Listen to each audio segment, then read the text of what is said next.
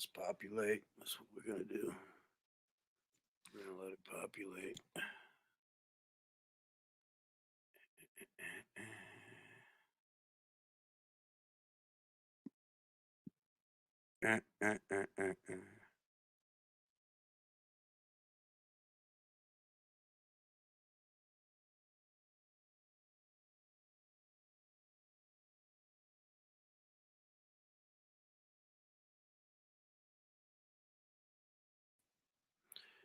I was Goody. Ivan was Goody. George, Kid, Midwest Boxing Talk, Tone, Gaza. I want to get Tone on here if Tone's free. I wanted to talk to Tone about the Strata Atkins fight. I see people are still complaining about that. You know what I'm saying? And I'm kind of going against the grain. When it comes to that because a lot of people feel settled on complaining about it. Whereas my view is a very different view. You understand? I noticed that whenever you can say something negative, more people are in a rush to say something negative than derive the positive out of something. But I want to get a couple of guys on here. Lennox, post this link in here for you, man. All right. Tone, I want you guys give your thoughts on this. You know, I see a lot of people attacking Golden Boy. I see a lot of people attacking the zone. Some people have some adverse things to say about Estrada versus Atkins. I don't agree with those people. I don't agree with them, and we're going to get into why. This is going to be a spicy live. We're going to talk about a lot of hot topics. We're going to talk about how Lennox is going to make me $50 richer when Dubois beats Joe Joyce. Well, we're going to talk about how Tanaka is going to beat Ioka and how Mark is going to be shaking his fists at the heavens all the way in Ireland. We're going to talk about a lot of stuff, you know. But that's the first thing I have on my mind here today. That is the first thing because I see that a lot of people are complaining, and these are people that they don't even normally talk about the sport of women's boxing, much less what's going on at 105, 108, or 112 pounds. But as soon as you can find something negative to say, oh, now you're all about talking about the sport. Now you want to talk about it. You know, let's get into this. Let's get into this. You know. I dig it, Base. You could come back in 30 minutes. If the result of Atkins versus Estrada was less severe, then there wouldn't be much of an outrage. I got a couple of thoughts on it, Virtuoso. I got a lot of thoughts on it. You know, I got a lot of thoughts because I'm a thinking man. Mo, what's going on, Mo? How's this Sunday find you? Sunday's fine, man. How about you? I'm good. I'm in good spirits, but I see a lot of people are still all bent out of shape over the Miranda Atkins girl that Tanisha Estrada knocked out. Yeah. The 7-second knockout. Yeah. I And didn't. I watched the fight afterwards. I thought I was watching the highlights, to be honest. look. This is my thing, right? There's a highlight of Ann Wolf knocking out Von der Ward, right? And then Okay. I'm and not familiar with it, but you've go on. probably seen it before. You've probably seen it before. The one And where she slumped this tall white girl. I've yeah, forgotten. yeah. Yeah. And in that fight, you know how many fights Von der Ward had? She How had many? 18 fights. Got cold slept in the first. Oh, all right. Well, that was round four. I guess that's not the best example. But when I look at what happened to Miranda Atkins, right, and I look at what happened to Erickson Lubin when he fought Jamel Charlo, and I look at what happened to Jorge Linares in the first round when he fought Pablo Cano, and I look at what happened to a lot of fighters who had more experience than Miranda. They got slept in the first round in spite of having more experience than Miranda. So clearly, it can happen to Hmm. anyone. And the Yeah. difference between Miranda and those fighters is that Miranda was a short notice opponent. That wasn't the original opponent they were trying to fight. They were trying to fight another girl who got injured. So on 4 days' notice during a pandemic, you do what you can. You do what you can. But Yeah. a lot of people are ignoring that. They're like, yo, dog, that's not even the girl she was supposed to be fighting. But they're still complaining. And I personally find it annoying. I find it annoying. I I I I don't really have an opinion. Forgive me It's just I don't know a lot about boxing compared to you guys, especially women's boxing, to be honest with Well, you. the only thing that we need to know is because it's not so much about that element of it, but people are treating it as if it was unethical because it's the ethics of it that people are questioning. That why'd they put Miranda in there with that girl? Because Miranda wanted to fight, and the original opponent stepped out. They were injured. That's why she got the fight. If you're coming from it at that point of view, I can understand what you mean because like when you're building up other fighters, you're building up a marquee name. Sometimes you throw them a bone. Do you know what I mean? If we're gonna have ethics about it, then we should put top prospects against each other straight away. You know, I don't see a problem with it See, as long as the thing as long is, as the girl can get licensed. You know, yeah, and and the girl yeah, was licensed. Like, look, I already knew leading up to the fight that the girl didn't stand a chance, right? I knew that, and if you see every video leading up to the fight, I said this girl don't stand a chance. But you can't get a championship fight. Why? Every champion from 105 to 108 to 112 is in a foreign country. They can't come stateside. A lot of the good fighters, in actuality, in those divisions, they're not American fighters. They're not based in America. They're in foreign countries. There's a travel ban. So my question to the critics is, what would you have had them do? Cancel the fight altogether? It's easy to say that when it's not your money. But if you're a fighter and you need to fight to make money, you work with what you've got. and you know these fighters. I'm guessing they have training camps and have a lot of expenditures as well. It's not just about the fighter itself. It's everybody's not going to get paid. Everyone in that team, everyone in that camp. I Yeah, guess. it's to me, it's a common sense argument that I understand that the girl was overmatched, but I've seen fighters that on paper weren't overmatched and they got slept the same as that girl. So this is clearly something that can happen to anybody. Lubin was slept off the first hard shot that landed. He slept off the True. first hard shot that landed. Carlos Ocampo, he was Spence's mandatory challenger, but in all actuality, we saw he didn't belong he didn't belong in the ring with Spence. He still got stopped in the first round. So miss me with the moral outrage or the ethical outrage. Man, please. Anybody could get stopped in the first round. Anybody. The fact of the matter is there's a lot of people that are ignoring that this was a short notice opponent. She stepped in for someone else who had a lot more experience than she did, Jackie Calvo. I think Jackie's got close to 20 fights or something like that, a couple of losses. That's who she stepped in for. But it was a short notice opponent and there's a travel ban. So if you're so quick to criticize, what are your solutions? Because none of these people are offering up solutions. They're just offering up criticism. True. And I can't stand people like that. You don't watch none of these divisions. You understand? The people that are criticizing, that are levying these criticisms, most of them, they don't know nothing about 105. They don't know nothing about 108 or 112. You don't even watch these weight classes. I'll be surprised if you even watch these fighters. You don't know them. You just in a hurry to say something negative. Because when there are competitive fights, I bet you half these cats ain't watching them. So don't get all on a high horse and don't get self-righteous as soon as something negative happens when you know what? When there are competitive fights, where are you people? Where are you? True. Disgusting, this outrage culture. To me, it's disgusting. The cancel culture and that. Yeah, it's the cancel culture. Let me see. Truth Sun says soundbite outrage is sold and bought today. Most of it is fake, in my opinion. People parrots have no understanding of situations. Ethics is for sharks. Deep thinkers, not tadpoles. There's some truth to that. Definitely some truth to that.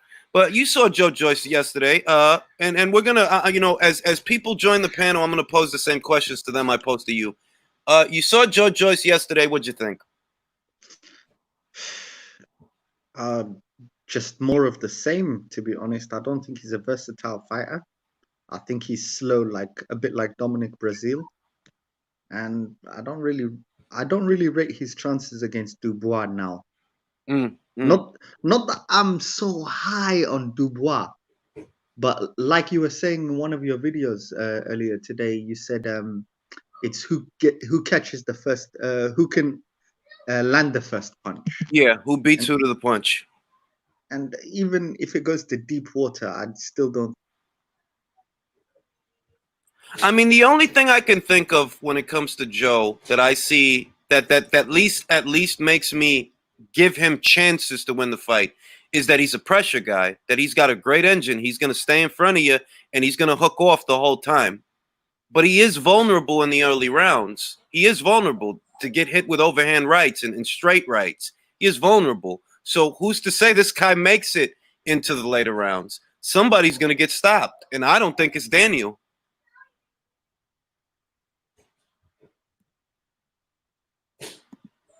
Yeah, I think Mo's experiencing some issues with his connect. Very tough fight for Dubois. I think it's a tough fight all around, Philippe. I do. I think it's a tough fight. I can hear you now. Okay, go ahead. Carry on. Yeah, I don't see Dubois losing this fight. And I don't see it. Barring an injury or a cut, I don't see Joyce winning this fight. Barring that, to be honest. Carry on. Yeah, let's read some comments. All right. So our good friend Mark, just daily reminder, Tanaka's gonna beat Ioka. I already gave you your daily reminder. I gave you yours. All right. All right, Mark, what do you think? Mark, you're a deep thinking guy. You think real deep about stuff. I like the ocean. It's deep.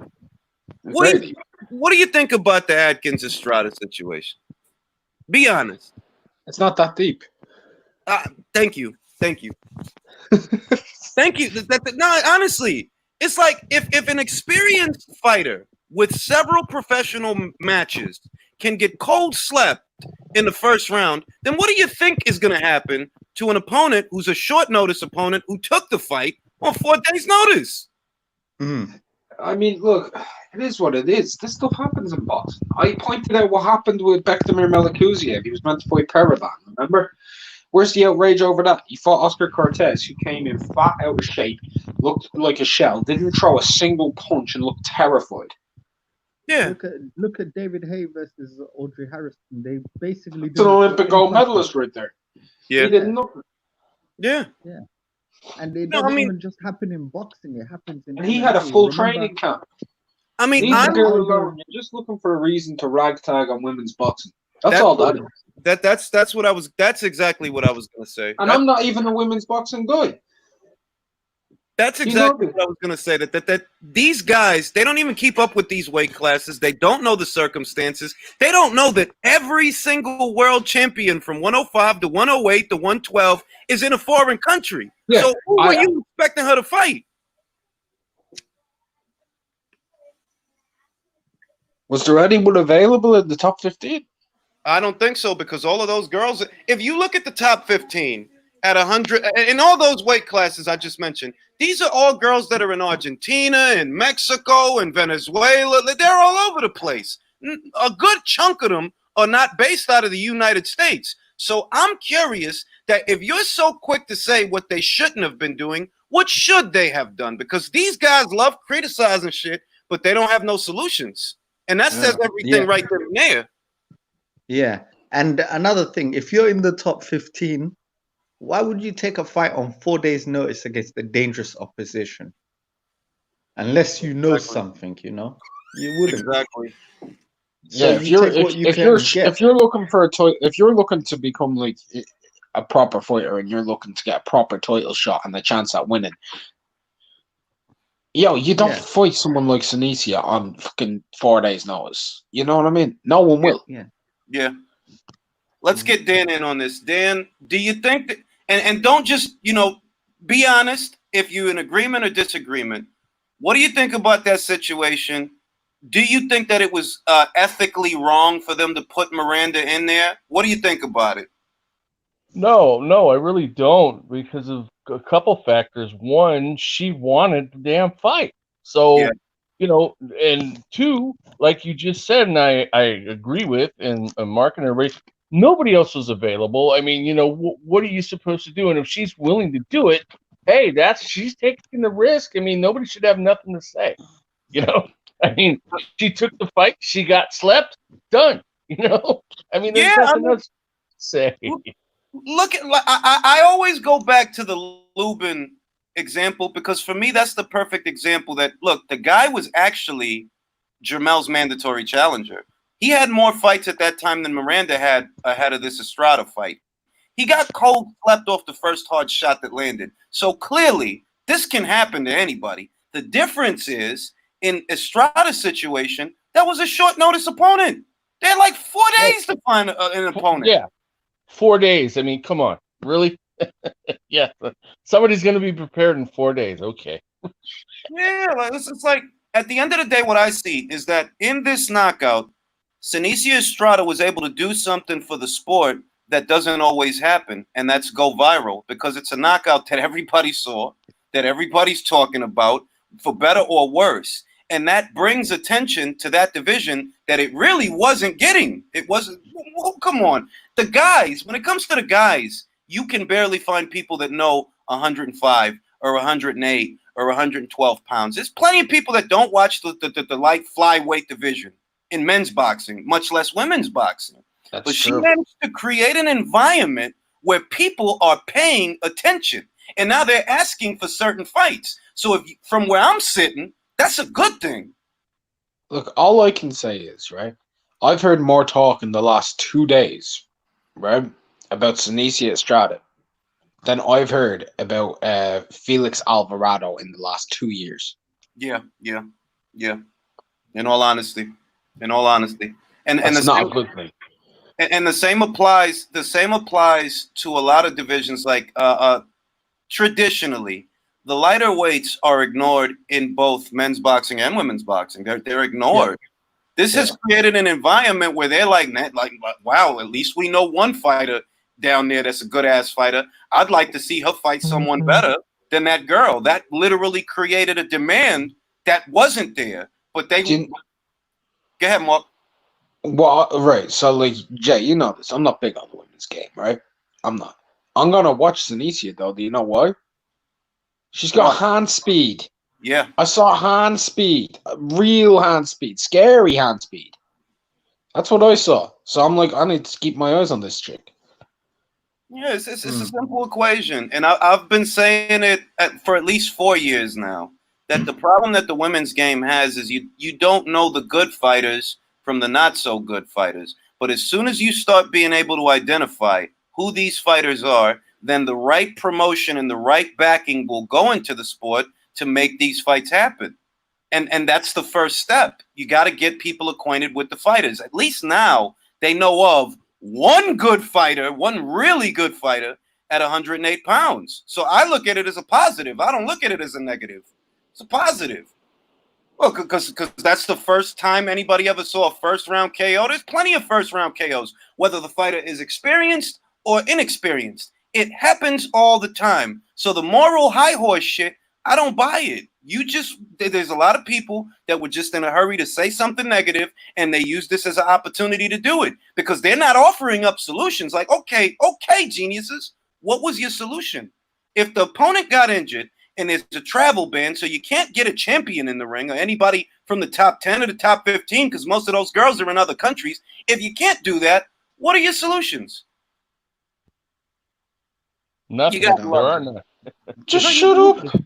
Yes. Thank you, Mark. Thank you. Because that's my solution to what they shut up. You don't watch these divisions. You don't watch these fighters. Like, don't get me wrong, right? The girl shouldn't have been in there with Senicia. That's obvious, right? We know this based off of what happened, right? But at the end of the day, she wasn't there because of circumstances that were out of everybody's control. And she took the fight. Right, that's the nullifier Exactly. right there. The fact that she took the fight, it nullifies any complaint whatsoever. Like, I'm not trying to be funny or anything. What's worse, right? Senicia Estrada being in there with that girl or Anthony Joshua being in with Matt Legg? I'm not trying to be funny or nothing. We see prospects come through all the time against guys who just shouldn't be in there. Like, journeyman. You get what I mean? Yeah. Oh no, completely. And we're talking elite level prospects. We're talking Olympians. We're talking Olympic heavyweights. We're talking Olympic middleweights. Look at Gennady Golovkin's first 20 opponents. Yep. Fucking hell. Fucking hell. They shouldn't have ever been near Triple G. But they were. And they had notice. And this is and this is tell-them age in boxing. You'll have a guy that medals in the Olympics, whether it's bronze or gold, and he'll be in there with opponents that are overmatched, opponents that are professional opponents that are there to lose. In this girl, I never had any illusions about Miranda's chances. You know, I never had any illusions about it. I knew what it was, but you can't criticize it because this isn't. It's easy for us to sit here and be critical. Oh, she should have never been in there, but that's not our bread and butter. We don't make money off of that. They do. So how you gonna tell somebody, yo, you got a chance to make some money off a fight? It's a risky fight. For Estrada, it might be her only chance to get a fight in this whole year. And you telling them, no, you shouldn't fight. Why don't you get the hell out of here with your moral high horse? Get out of here, bro. You gotta love cancel culture. You gotta love outrage culture. It's the funniest fucking thing because for all the criticisms they offer up, they don't offer up solutions. If this might be your only chance to get a fight in the whole of 2020 because of the pandemic, you telling me you shouldn't fight? No, I'm not gonna fight because morality. All right, motherfucker. All right, motherfucker. All I'm gonna say is I think that it did a lot for the division. I think it did a lot for the sport, to be completely honest, because people are still running around posting that video of Vonda Ward getting knocked the hell out because that's the only highlight they can think of off the top of their head. Sunicia just is Vonda Ward that big ass blonde chick who Arm Wolf sent to the shadow round? Yeah. That's it. And the women's game, believe it or not, it has more knockouts than that. It really does. But because those knockouts didn't happen on major platforms, people aren't familiar with them. Whereas this one did happen on a major platform. And a lot of people saw it. And it's good for the sport because it allows them to identify the fighters. That's what needs to happen. That's how I choose to look at it. And Miranda's not complaining. Miranda's cool. She said, man, look, man, I took on a dangerous opponent. I lost. It is what it is, but I'm okay. I ain't got no scratches on me. I'm good. So if Miranda's not complaining, why are you? That's how I look at it. 100%. Now you saw Joe Joyce, gentlemen. Y'all saw Joe Joyce yesterday. Mark, what'd you see? What'd you think? Yeah, okay. That's actually my thoughts. Yeah, okay. That's what I thought. Yeah, okay.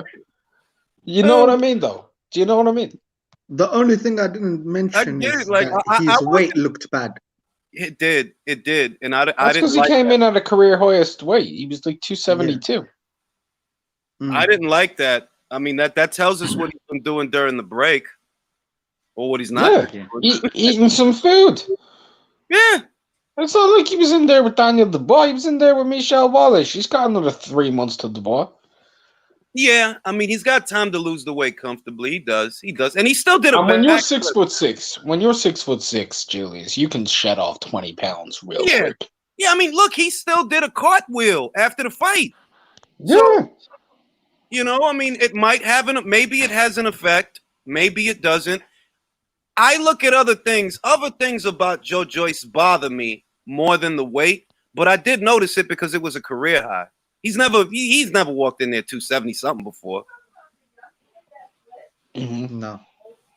Oh no, my wife has a crush on Teofimo Lopez. She won't admit it. I know that she does. She's about to get mad.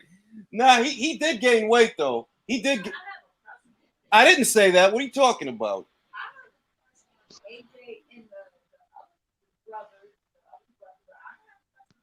Well, look, the kid gained weight, but he's losing the weight. He's got plenty of time. He's got till October to make the weight.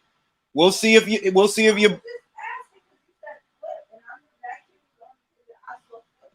Doesn't matter about the weight. He's gonna lose. Yeah, I mean, this is the thing. To me, he has a puncher's chance. If he of course, he has a chance, but he's gonna lose. because I said it in every live. I don't know what he does better than Lomachenko. The only thing that I see that is kind of worrisome is it's going to be a year since Lomachenko had a fight. And He's very fast, Teofimo. He's very fast on the counter. Very fast. And because Lomachenko's an athletic guy, you know, he uses a lot of fast twitch reflexes and athleticism and movement, and he needs to be sharp.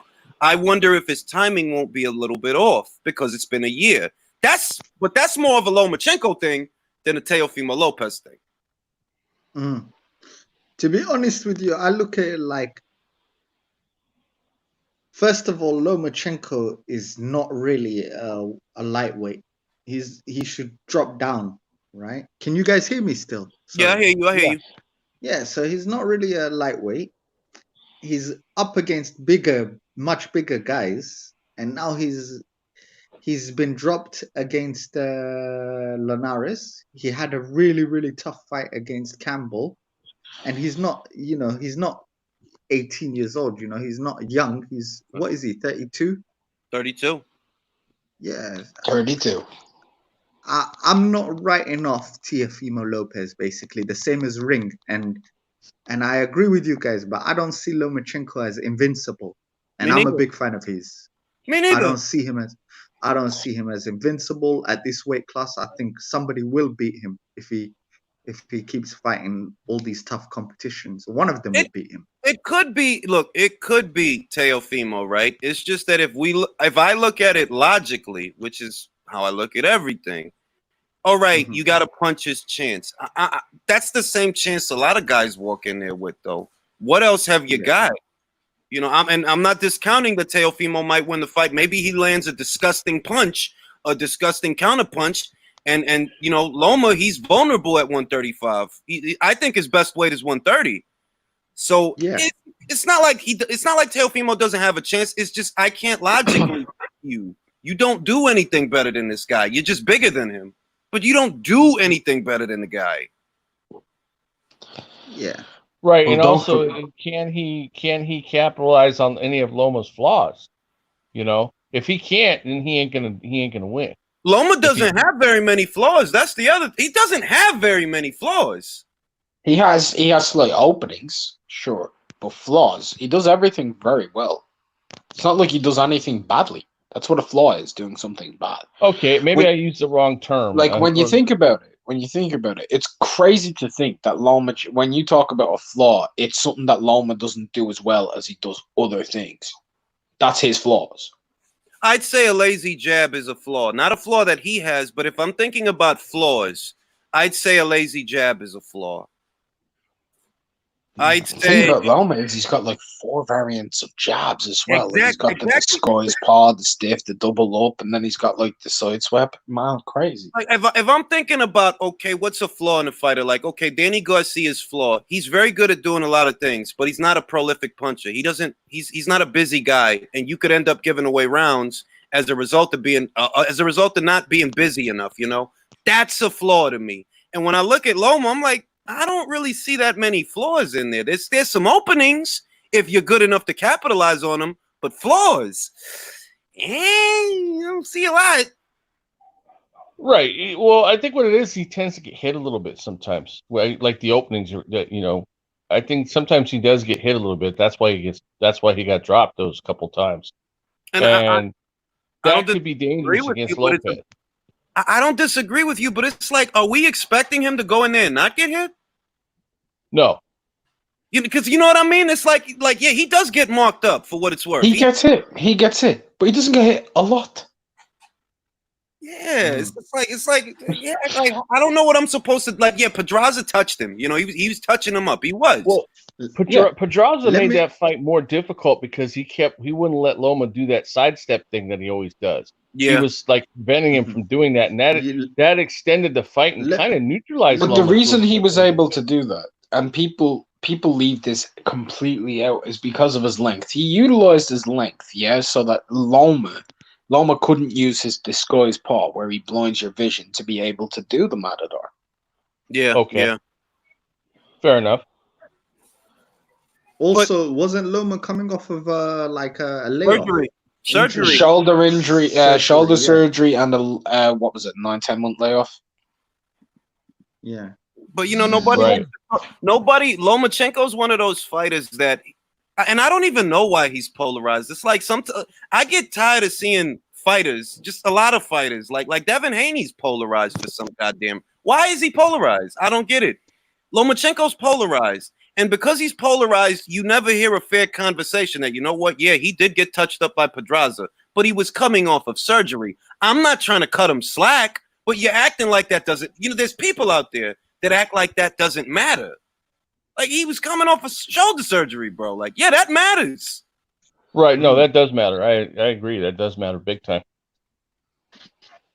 All right, let's get Virtuoso in on the conversation. I'm gonna start off with the Estrada Atkins thing. Do you think that it was morally, ethically wrong for Atkins to be there, or is it simply an occupational hazard? It's just an occupational hazard. Can you hear me? Yeah, I can hear you. Go ahead. Yeah, sorry, there's just a little background noise. I think it's just a circumstance of her taking the fight on short notice, and she was willfully like able to take the fight. You know, what I don't like is people. Well, I first saw this on Facebook. I saw the clip on Facebook, right?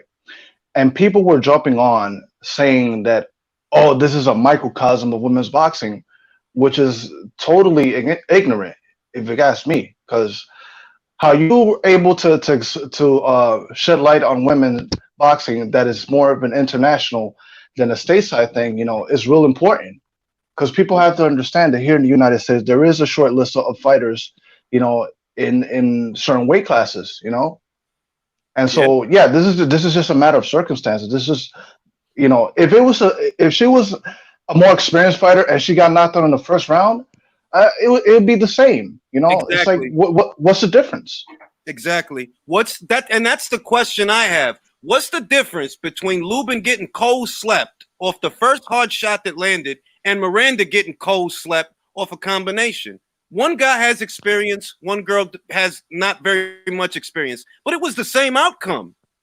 Yeah, and if there would have been like in a sustained attack, like she would have been bloody up, you know, and gotten bruised, she's more liable to get a, you know, brain injury that way, you know. So it's important that she got out of there quickly, you know. You either die quickly or die slow.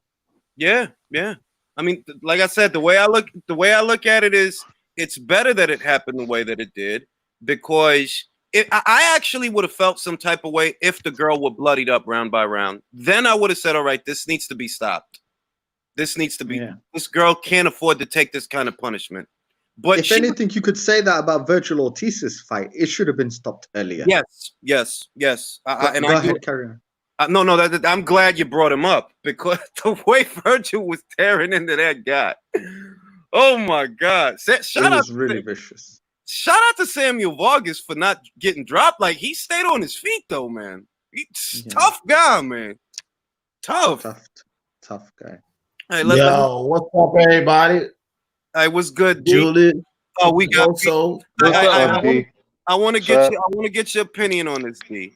Do you think it was ethically wrong for Miranda to be there, or do you think it's just an occupational hazard and these things happen? Occupational hazard, fam. No. Look. Hold on, Beats. I want to get you in on this too, because I know you got some strong opinions on this. Let me get D, then I'm gonna pass it over to you. This what I'm saying, bro. Look, this what I'm saying. Now, I think her team should have been smarter. But, bro, all of these athletes, like me, I was going to go into a tough man competition once, and I got hurt before I even went into it. Now, if I would have went in there and got beat the hell up, that's what I'm deciding to do. Well, my trainers, my coaches, whoever I depend on to pick my opponents, yeah, I could say the team may have been irresponsible, but again, it's the job, bro. This combat sports. This is a dangerous sport. It's combat sports. So that's why I'm saying occupational hazard, bro. It's occupational hazard. It's combat sports, bro. You know what I mean? Yeah. Maybe she should evaluate her team. All right, now, Beats, I know I watched your video. You made some good points. What do you think about it? All right, let me answer D first. Tough man contests are not regulated and sanctioned by the WBC and the zone. No comparison. For one, no comparison there, yeah? How do you get a belt, a WIBA belt, and you haven't beat an opponent who's won a fight? How did that happen, for one? That's a fair question. That's a fair question. Second, how does someone take 6, 7 steps all the way across the ring and you're there rooted to the canvas? You haven't moved your legs, your arms, or your head, or anything. Like, what? Her team didn't see anything beforehand to see she was shook? Maybe they did and they wanted to get paid. I don't know. But as far as I'm sorry, Julius, yeah. Comparing that girl to Lubin, when we've seen Lubin beat fighters with winning records on the come up before Charlo get to him, doesn't really work. I have to be honest, it doesn't really work. Yeah. What's funny is that there was also. I'm sorry to interrupt. Let me finish. Right.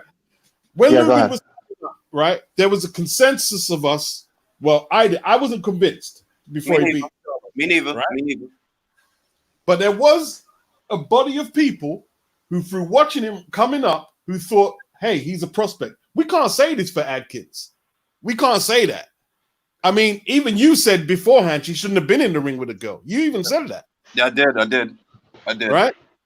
And women's boxing, to me, is it's still on trial to a degree. I'm not saying that anyone's going to close it down, but this fights like that do not help the reputation of women's boxing. Can I say this, Beats? You remember F.A. Ajagba's fight, right? Where the guy, the bell rung and he left. Yeah. Right? Yeah. And I feel like I choose to see the silver lining in everything, right? So I look at that, right, that it went viral, and that got Ajagba some attention that, you know what? He wouldn't have got. Even if he beat the guy fair and square, he wouldn't have got that same attention. But because things happened the way that they did, it had a positive to him. Like, oh, this is the guy that the guy was so damn scared. At least that's how it was interpreted. We know that there was more to it. They showed him on his purse, and then he's like, fuck that. And I understand that, truthfully. I understand that.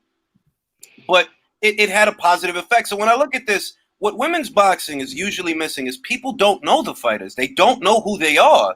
But at least now, in the 108-pound division, a division that normally don't get watched like that in men's or women's boxing, at least now they know of one fighter, and they're asking to see that fighter against someone who's more formidable. So now you have the environment to get the other fighters known. Now they don't just know Sinicia. They want to know about who else is there? This can't be the only kind of fighters that was around. There has to be someone better. And this is the door, this is the stage for the other fighters to walk through. Like, I'll fight Sinicia. I bet y'all last more than one round. I bet y'all beat her. That's the situation that's being created. So I choose to see the positive in it. Miranda's not complaining. Right? Yeah. I tell you what, right? The girl who handed out the beating, she smelt blood before the first bell. She smelt blood. And she done what she had to do. She was very professional. She knew that she could clean this girl up quick, and she went out there and executed. I agree. I just wanted to point out that there was also a clip of Miranda Atkins in MMA, and she basically had the same stance. And people would compare her to like this viral video of Jimmy Smith on Tuesday Night Fights. You know, the white guy with the mullet who's fighting on Goofy. Yeah. Yeah, it was hilarious. So I can see why, these Captain Saberhoes were very overprotective of these women, getting beat up like that. So yeah, but see, like my thing is that the responsibility is on both sides. If you're really outraged, I'm gonna say this: if it really bothers you that this girl who was so obviously unprepared, because she was, and I said that in the bit, like, this girl don't stand a chance. You really need to levy that criticism, those who are outraged, towards her team, because they knew she wasn't ready. But that's what I was saying. Well, that's why I did do. I did level the crit. I said, what's the WBC? Like, how did they you know, like verify her as opponent and the team. What were they playing? I did. And You know? and I give you that, Beats, because I watched the video and I'm in agreement that if you want to blame, if there's somebody that you want to blame and blame needs to be assigned, then blame needs to be assigned to her promoter, her manager, and her trainer, because they know where she's at. They know Right. where she's at. So if you want to blame someone, you blame them. But am I going to blame Golden Boy for it? No, I can't. There's a scarcity of opponents. They couldn't bring anybody they couldn't bring any champions over. They're all in foreign countries. There's a travel ban. Most of the girls in the top 10 in the next 2 to 3 weight classes are all in foreign countries. So you can keep asking that, oh, they couldn't find somebody better to fight. No, the good fighters are in foreign countries. So this girl was willing, and she stepped up to the plate. Where it's unethical is that her people offered her up as lamb to the slaughter, as cannon fodder for money. Exactly. That they allowed her That's to what I do was that. saying too. Beats. You know, that's what I was saying. Like, I didn't see your video yet. I'm gonna check it out, but that was my whole idea on it. Like, bro, again, like I called it collateral damage because, again, like as an athlete, I get in this sport to compete. I got coaches, I got trainers, I got whatever. Like, you know, I'm gonna depend on them to lead me on the right path. But I'm still an athlete, so if I get fucked up, then it's a part of the job. But they supposed to do what they supposed to do, and clearly they didn't do it. So I'm looking at the team. Exactly. If there was anything unethical, at least to me, right? Because as far as I'm concerned, Sinicia did what she was supposed to do, whether it was Godzilla or the Easter Bunny across the ring. She did what she's supposed to do, what she is paid to do, and that's win. Golden Boy, they tried to salvage the card. They tried to keep Sinicia on the card, and they managed to do that. And for what it's worth, I think it's having more of a positive effect than an adverse effect, because at least now people are watching this weight class. But if there was anyone unethical involved in this knockout, it really was Atkins' own team, because y'all know. She hasn't fought a girl with a winning record. Y'all know that. Why y'all offering her up? The red Hey, flags Julius. and hasn't fought no one with a winning record. Big red flags. Hey, Julius. Yeah. Base the Kid is back. He's in the comments asking to get in. I know he said he was going to be back in 30 minutes. I got him. Hey, Go ahead, Beats. Finish off. Yeah, big red flags, man. Like 42 years of age, hasn't fought an opponent with a winning record. Big red flags right there. But, you know, it's title fight. Yeah. If it was a world title fight, I guess we could have let it go. But a world title fight, WBC world. Hey, it's not the worst thing. It's not the worst thing I've ever heard of in boxing. Yeah. Yeah. It's But funny. check this out. Sorry. Oh yeah, check this out though, because I jumped on right quick. I heard y'all talk about Lomachenko, and I would assume my boy Teofimo. So I just want to tell y'all something. Teofimo is gonna knock Lomachenko out, and I don't care about all of that magic y'all used to seeing, and all of that talking about Lomachenko not getting hit and all of this nonsense. Listen, that man getting hit almost twice as much at 135 as he was at those lower weights. That's number one. Teofimo is going to land on him plenty, and he's going to land that perfect shot, the one to put him out. Mm-hmm. You ready for it? Expect it. And I don't want to hear about the magic. Teofimo to take over Lopez. I'll say this, and I'm gonna pass it around. I'm gonna give Base a chance to talk, but I gotta say this. You gotta look at the guys. I look at the guys that are touching them up and what's unique about them. Luke Campbell is a very, very big lightweight. So that ain't Teofimo. Teofimo has he's a beefy lightweight, but as far as length, no, he's not tall. He doesn't have all that much reach. Now Luke touched him up, and Jose, he's a bit of a long guy for 35. He thought he could go to 40, didn't work out, but he's got length, you know. Teofimo doesn't have length, you understand? If he goes to shoot a shot, he's within striking distance of Lomachenko. Luke doesn't need to be within striking distance of Lomachenko to shoot a jab. Teofimo does. So it's different to me. Now, Base, what do you think about it? Right. What's the actual question? Okay, what do you think about Lopez Lomachenko? Who do you like for that fight? Does the year off hurt Lomachenko's chances? No, I think the year off is more gonna hurt Teofimo because he's the one that's having to keep that weight off, which is gonna impede his performance.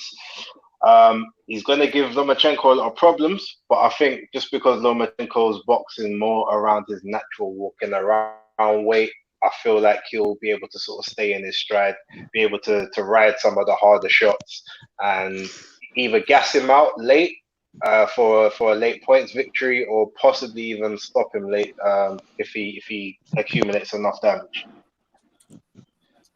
Well, Beach. Matter of fact, let me get Mark in on this. Mark, Lomachenko, Lopez. Loma's got a year layoff. He hasn't fought since the Luke Campbell fight. He's a very athletic guy, uses a lot of reflexes, a lot of sharp movements, right?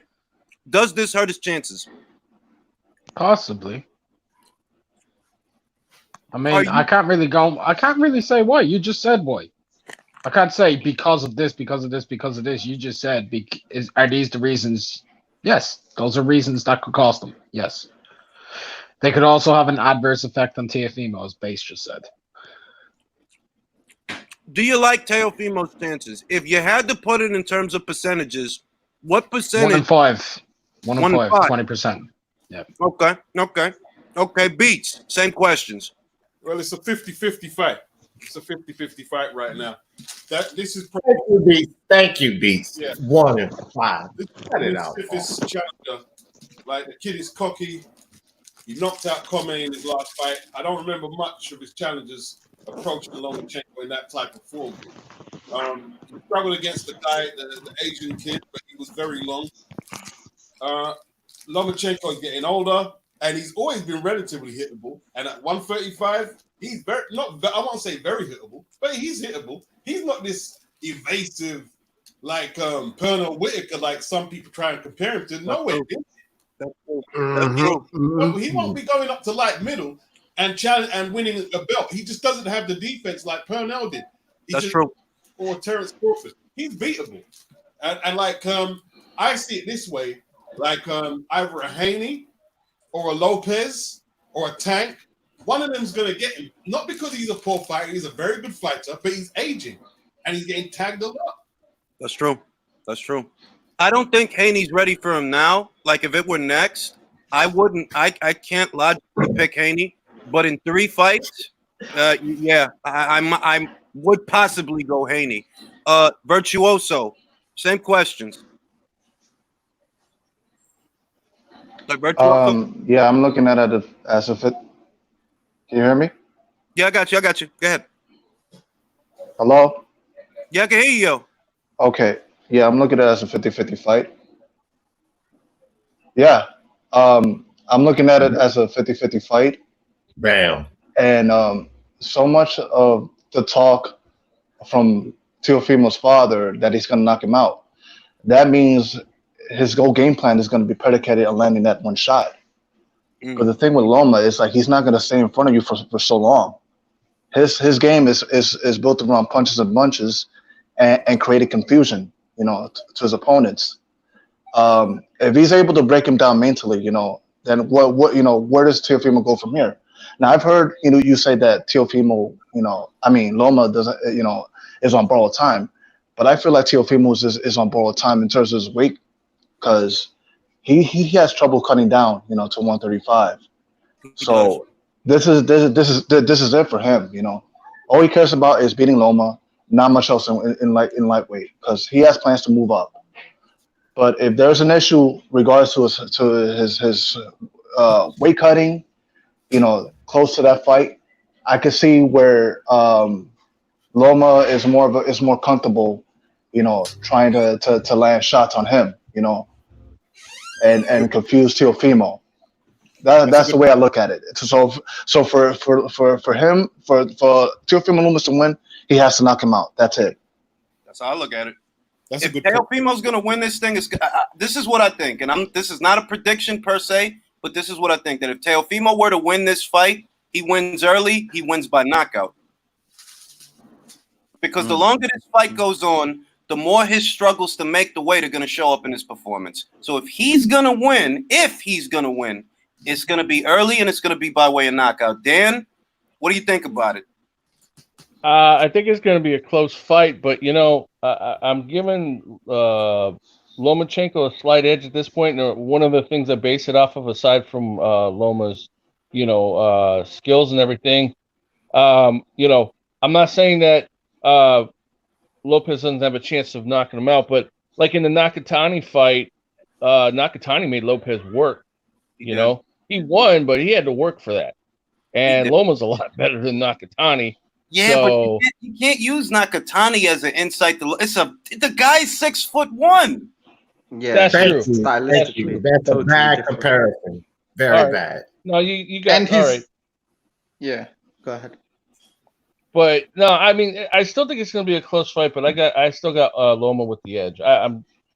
Some people say 50-50. I'm going to say 45-55. I mean, close, but I got if he can't get him out early and it goes long, I think Loma's going to win.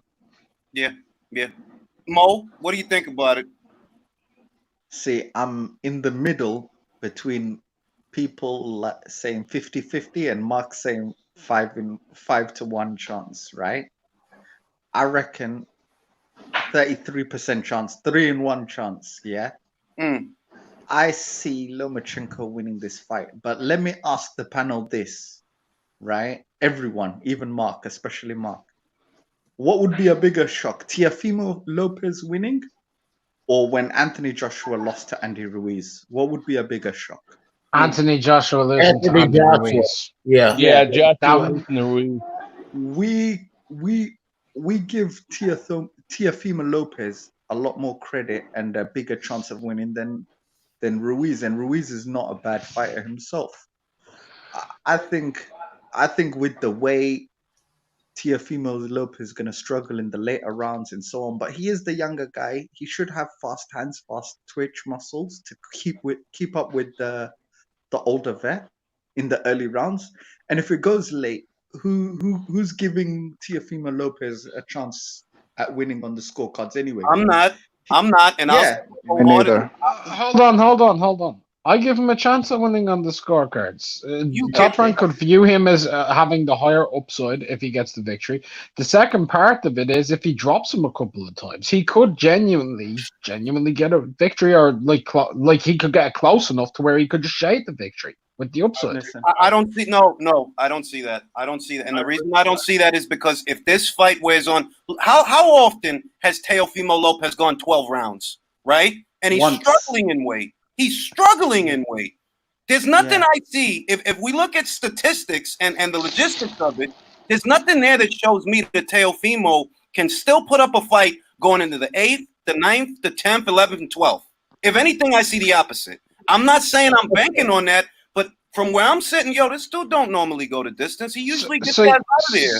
So if Teofimo drops Loma twice in the first 4 rounds and it manages to go the full 12, if he can take Loma's power in the late rounds and it goes into the 12th, you're saying he can't nick it on the cards? I'm saying that we're banking on him dropping him 2 times or several times in the first half of the fight. I was asked, is it possible? I wasn't asked. Well, yeah.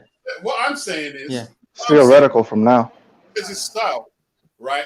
From not Lopez, Lomachenko. It's the frenetic movement. It's hard to keep up with all the movement. Now he's slowing down, and at lightweight, he's got to pick his shots a lot more. So when he's up against Linares and Pedraza, he's getting outboxed for long periods because he's got to pick his shots a lot more. I think Lopez, if he uses the ambush tactics and is clever, I think Mark's right. I think he could maybe score a knockdown or hurt him and maybe cop a decision. I can see that. I can see it happening now. Let me get to this comment from George. George, shout out to George. I appreciate it. Lomachenko seems to not like volume punches very much. I agree. A good example being Orlando Salido. Say what you want about the millions of low blows. He outworked and overwhelmed Loma. By the way, Loma drops back to 130. Miguel kills him. I disagree. I don't know about that. Okay, hold on. One fight at a time, fellas. One fight at a time. What I'm going to say, what I'm going to say is George. I agree with George. Loma don't like guys coming at him. He's used to being the one in control. He's used to being the aggressor in a manner of speaking. And The dictator. Yeah. Teofimo is not a volume puncher. He's not he's a counter puncher. Yeah, In that's that, I'm gonna pass it to you after this. In that, you're actually letting Lomachenko. If you're gonna let him be the ring general, if you're waiting to work off of what he's doing to throw a shot, what you're doing. Go ahead. Okay. Which is why I feel. All right, go ahead, D. No, go ahead, Virtuoso. I'm on it. Which is why, at least my original point is that Lomachenko is a volume puncher, and I feel like if it goes the distance, I feel like the judges are going to reward his aggressiveness. Teofimo is not a volume puncher. My thing is he has a 3-inch advantage in terms of reach. He has to find his range. He cannot let Loma get to his kitchen and work and try to hack into his defense. You know how he uses his paw like his lead hand to blind his opponents so he can try to sidestep and pivot, and create confusion. That's what I mean by that. He cannot allow Loma to do that. I mean, I'm picturing it. I'm thinking about it. I see Loma painting with his lead hand. I see Loma keeping that lead hand in front of Teofimo. I see Teofimo looking, kind of looking to find his range out of that shell, which I don't like. I don't like that. That's a question I was going to ask. Do y'all see Teofimo actually using the shell against Loma? I don't know. Well, that's the other thing. Do we know? Have we seen that he can fight out of a different guard than the shell? Yes. High guard. You may not have been looking for it, but yes, we have. But continue, please, because I'm really loving this. I don't know what's wrong with the shell. Against the it's a southpaw, defensive posture. He's open for that hook constantly, and that's one of Loma's favorite things, to vary the hook to the body and upward. Yeah. Look, man, let's clear something up, because I've heard some things that's just total foolery.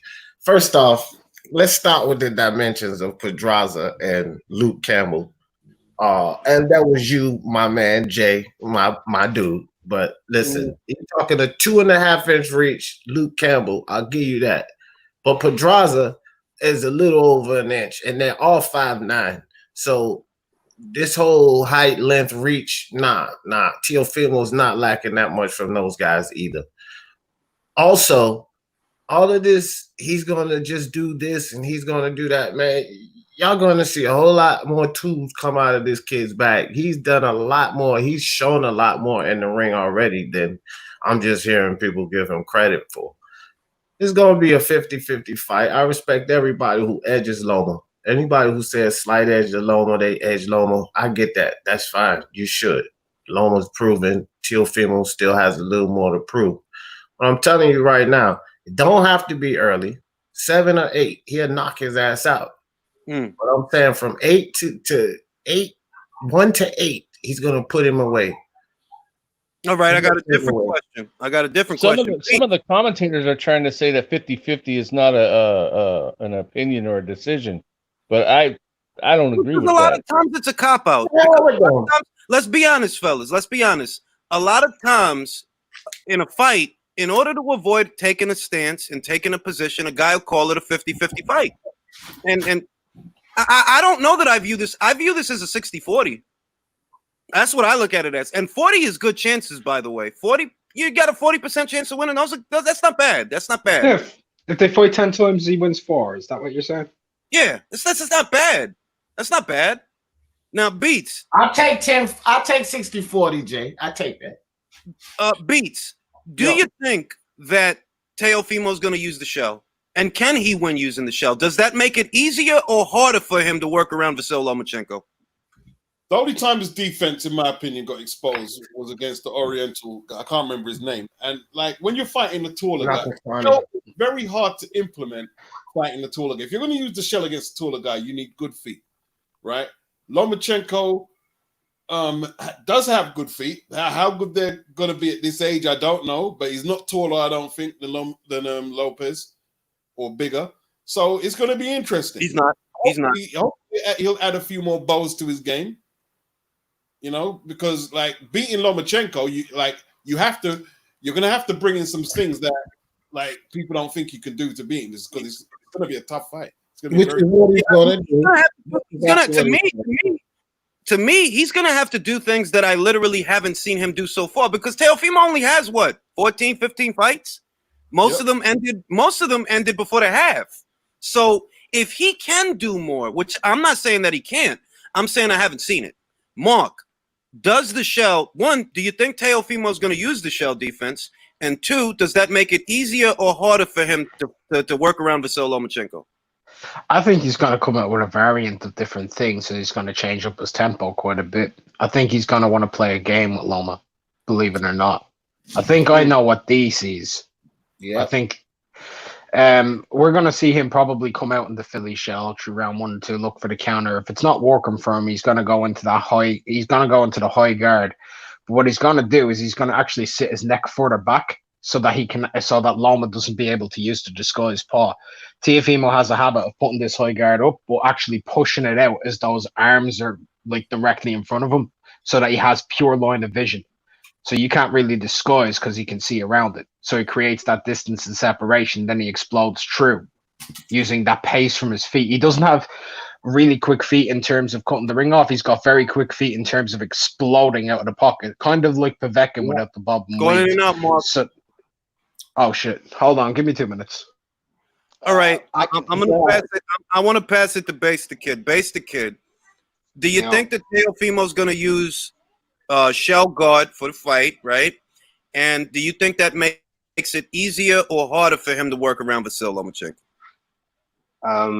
I think a bit like what Mark said. I think he will use it in spots. I don't think he's going to rely on it because essentially, if you're tucking up in that way, like Loma's going to use his footwork to try and find his way around you. You're not going to have the same angles to be able to hit the shots with the necessary power to really gain that respect, because it's a defensive move. It's not really for offense. So I don't think he's going to use it in that way, because he's going to need to put something on Loma to make him scared, or to make him apprehensive about how he's going to be coming in. So like I think he might use it in spots if he can see Loma start maybe trying to pity pat, and then maybe using some of the high guard as well. But I don't think he'll use it for much of the fight. Maybe like 2 or 3 rounds in intermittent. I got this image in my mind, fellas, of Teofimo being in that shell guard and catching a lot of straight left hands to the face and to the chest. I see that. All right, Mo. Do you think he's going to use the shell primarily as his guard for the fight? And if so, does that make it easier or harder for him to work around Vasyl Lomachenko? Just remind me, am I forgetting? Teofimo Lopez is Orthodox, isn't he? He's an Orthodox fighter, yeah. He's an Orthodox fighter. Okay. Just in case I got him mixed up with somebody else. I don't think the Philly shell's gonna work, and I do think he's gonna start off with it, and after that he's gonna go into a normal Orthodox, normal like hands, one hand in front of you, one hand to the side of your face stance afterwards. And keep his hands up, yeah. I'm not copying that. I don't think. Oh, sorry. Sorry, who's that? Somebody's got a lot of background noise. Yeah, who is that? Yeah, that's. All right, go ahead, Mo. I just I think he's gonna have to try a few different things. He might even try to be a pressure fighter in the fight, but world-class fighters, plan A is not always going to work. You're going to have a plan B and a plan C. So top-level fight, I reckon Lomachenko's going to come in being wary of the power, and I think he's going to try the Philly shell, and when it doesn't work, he's going to try something else. All right, now I'm going to pass it back to Beats. Beats, you were going to say something about copping out. Go ahead. Yeah, I'm not copying out. I think Loma wins it, but I think it's going to be possibly the toughest fight of his career. But I wouldn't be shocked if Lopez pulled it off. You know what I mean?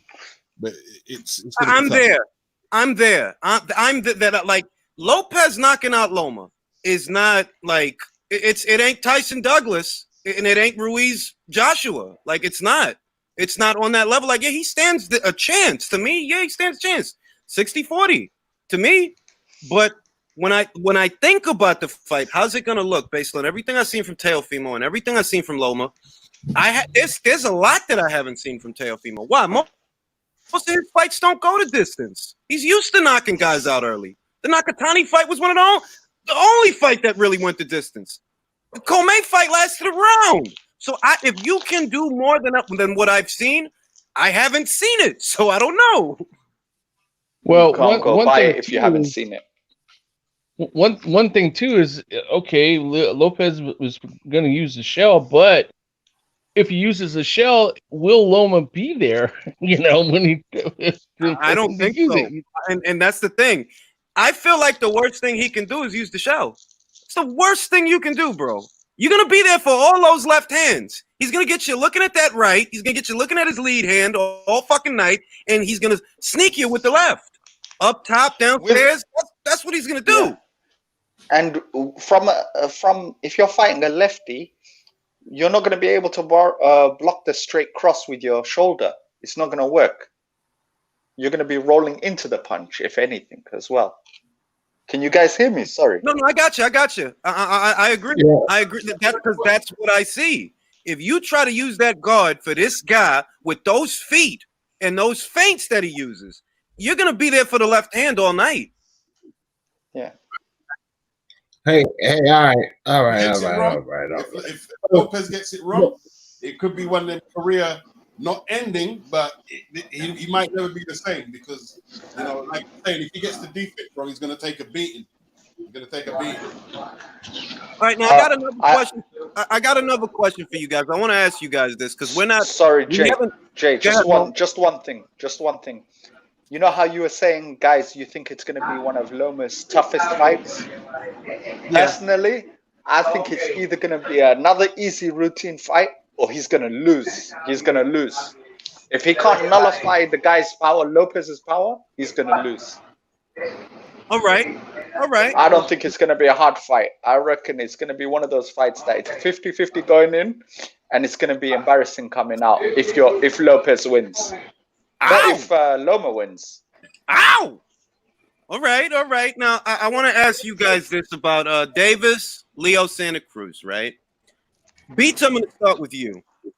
If Gervonta Davis takes this fight at 130 pounds, by some miracle, he makes the weight, beats Leo Santa Cruz, do you give him credit? Credit for what? For beating Leo Santa Cruz? No. Oh shit! So you don't view let's just be out and out with it. You don't view Leo as a credible scalp for Gervonta Davis? It's okay, but he doesn't get no major credit. It's okay. It's possible, but he don't get no major credit for that.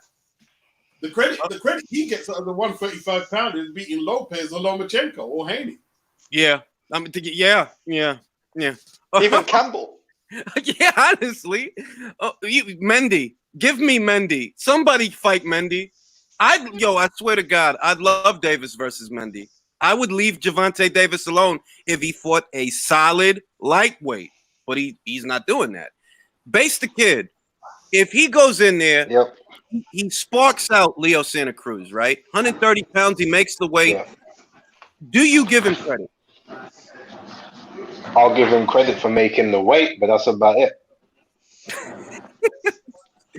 I mean, dude, let's be honest. Like, at the end of the day, he was at featherweight, went to super feather, went to light, all because he couldn't make weights. And then you're bringing up someone who was a career featherweight in the first place to fight them at a catchweight, rather than fighting someone who's in the top 15 even of the division you've just moved to.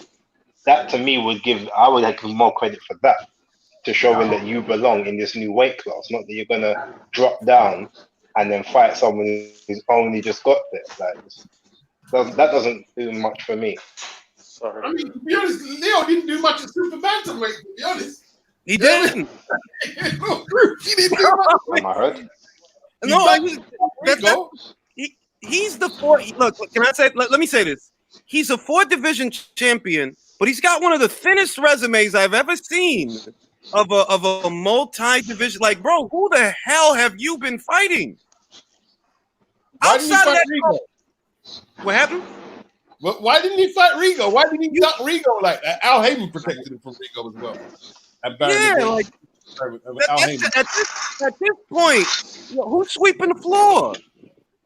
Remember when Oscar tried to make the fight with Rigo? Oscar tried to make Santa Cruz fight Rigo. His dad didn't want it. Al Heyman had to buy the contract back because Oscar was saying, well, what do you want me to do? I'm trying to make the best fight for you.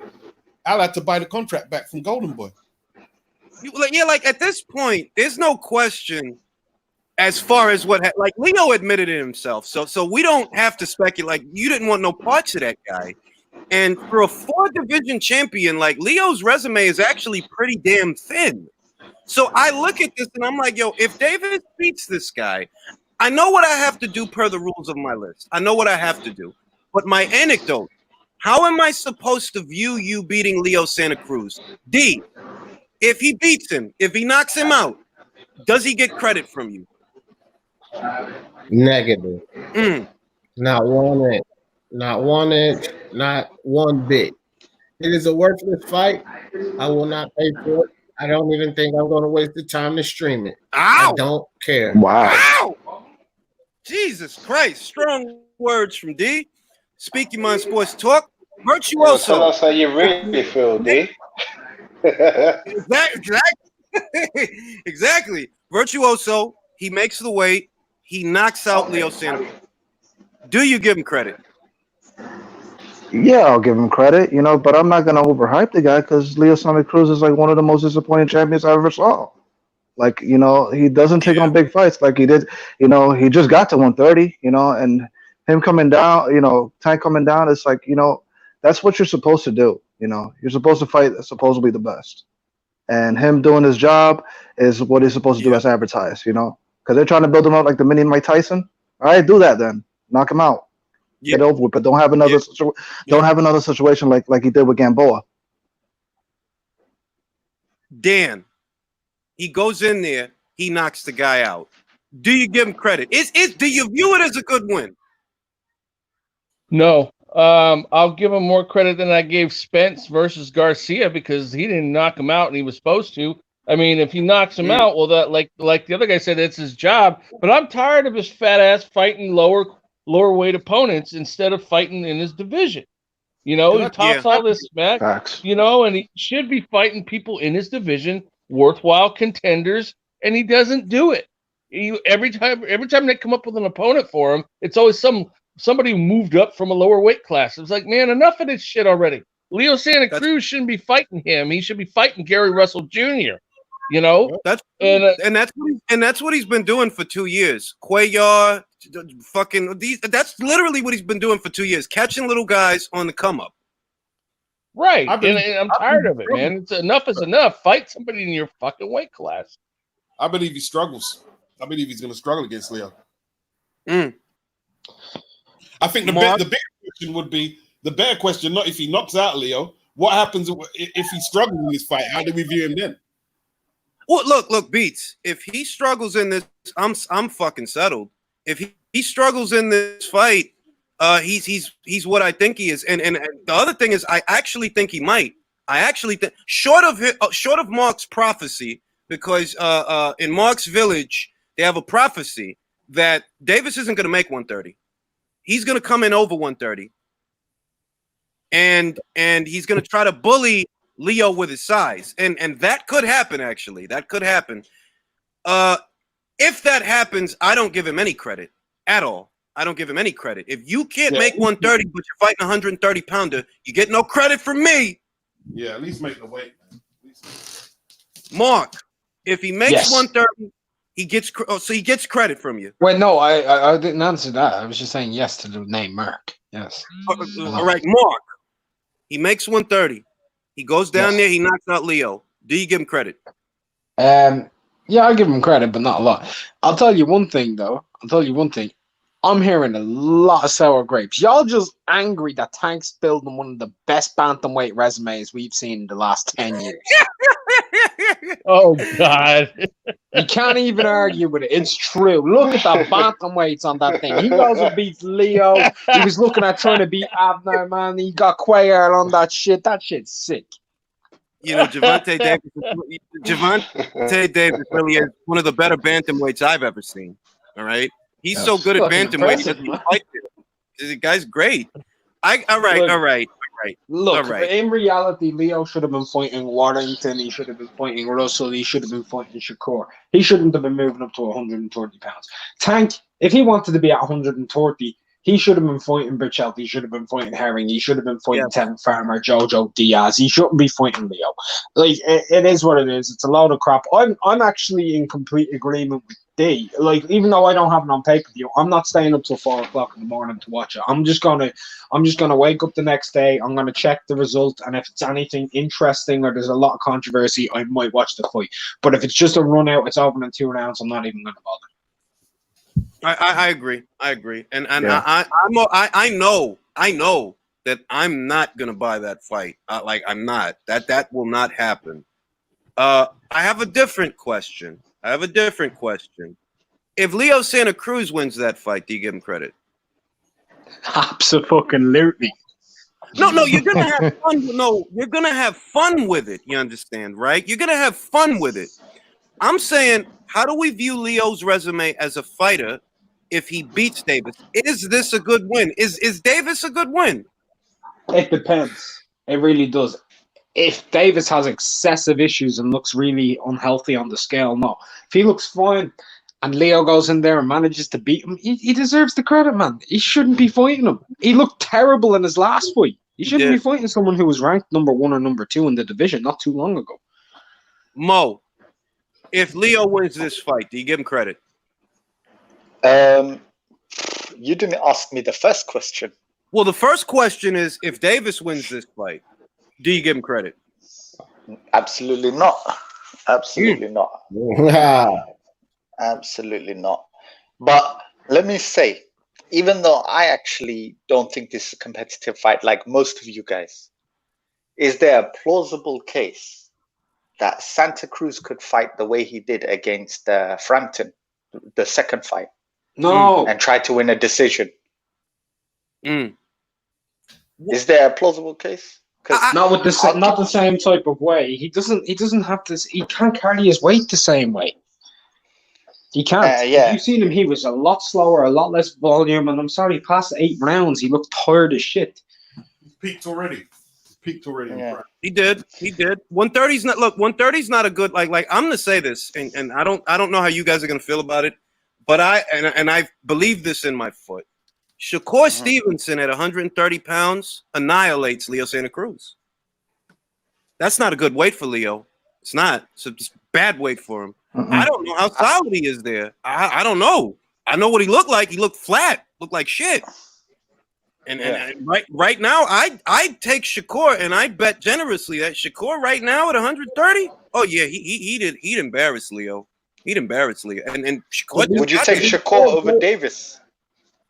To be Shakur over Davis. Yes, I believe in Me Shakur. too.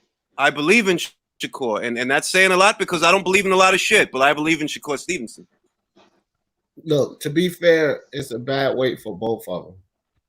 Tank draining down too much, and Leo's too small.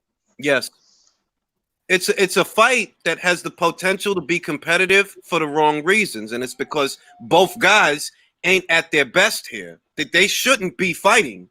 That's how I always like y'all two don't need to fight. You don't need to fight this guy. All right, you need to fight Gary Russell. Is who you need to fight. And Davis needs to grow a pair and fight somebody in his own fucking weight class.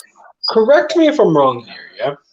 But wasn't pay-per-views for super featherweights normally reserved for upper echelon mega name fighters like Barrera and Morales? Yeah. That's Tank Davis. D, I love you, but Tank never Davis say didn't that want again. to chase the big fight Never on fucking 130. say that again, D. I love you, but never say that again. He never wanted to unify. He had no Ever. intention to. Yeah, I was being sarcastic. I know you were, but even in sarcasm, that's not funny. Can I say this? And I don't want it to seem like it's a piss take. I'm being serious. I don't know that Javante Davis could beat Luke Campbell. I literally don't know that. I picked Luke Campbell to beat him already. I said that already. I say Luke Campbell beats him. I think Devin Haney beats him. I'm settled on like if he wouldn't fight Haney though. Like I'm 100% settled. Haney beats Davis in my eyes. Is at 135? Yeah, he beats Davis. Beats him good too. Beats him real good. Yeah. But what I'm getting at is I don't know where Davis is actually at. You've been operating on the outskirts of 130 for so long. I don't even know where you're at 130, much less 135. You've been operating on the outskirts. You haven't been fighting the upper echelon fighters at 130, certainly not at 135. So I literally don't know where you are. I don't know where he is either. My boy Teofimo will knock his little ass out. No, yeah, I'm settled on that. Teofimo's hungry. That's a heavier Teofimo's hungry. I dude. mean, yeah, he's hungry. It's the hunger that like yo, you literally ran towards the fight that Gervonta Davis, a guy who was more well known than you at the time, didn't want for the last 3 years. So we know you hungry because you didn't even have to target Lomachenko. We knew we knew he wasn't going to be in the lightweight division that long. So you could have been there and not said shit. Like, I don't got to mention Lomachenko for what? I ain't going to be in this weight class that long anyway. I don't got to fight him. You could have did that. Motherfuckers wouldn't even complain. But you actually chose to fight him because that's what fighters do. That's what fighters do. 2 years from now, Tank will be the #1 guy because Loma will move back down. Devin Haney and Teofimo will be at 140. Then he'll be the #1 guy. If Haney doesn't get, I can't look. I don't know who Davis could beat, and I'm like outside of a fucked up fight like this, like a Santa Cruz fight. I literally don't. I don't think he can beat Miguel Berchelt, and people could say what they want. I don't think he can beat him. I don't. You don't think that could be Miguel Berchelt? No, I don't. Hmm. Miguel Berchelt, watch him. He can take a punch. Davis is not a prolific puncher. He's throwing one shot at a time. One shot at a time to get the guy hurt, and then he wants to start throwing punches. If you're not overrated. But Julius, doesn't Berchelt cut easy? Like no. Hell no. he got scar Miguel tissue. Berchelt, el alacrán. When you see him become a Hyman, this ain't Jorge Linares. Hmm. Crazy. He fought fucking Mickey Roman. Mickey Roman got more knockouts than Davis has fights. All right. He took some hard shots from Mickey. Hard shots from Mickey. Kept fighting. Not just kept fighting. Kept punching. That's what tells the story for me. Like, damn, you could get hit like that and keep throwing punches. Yeah. Davis don't throw enough for you. He doesn't throw enough. No. And if He's gonna have Davis would have to have more escape routes because Berchelt, based on what you said, he's gonna be able to walk him down.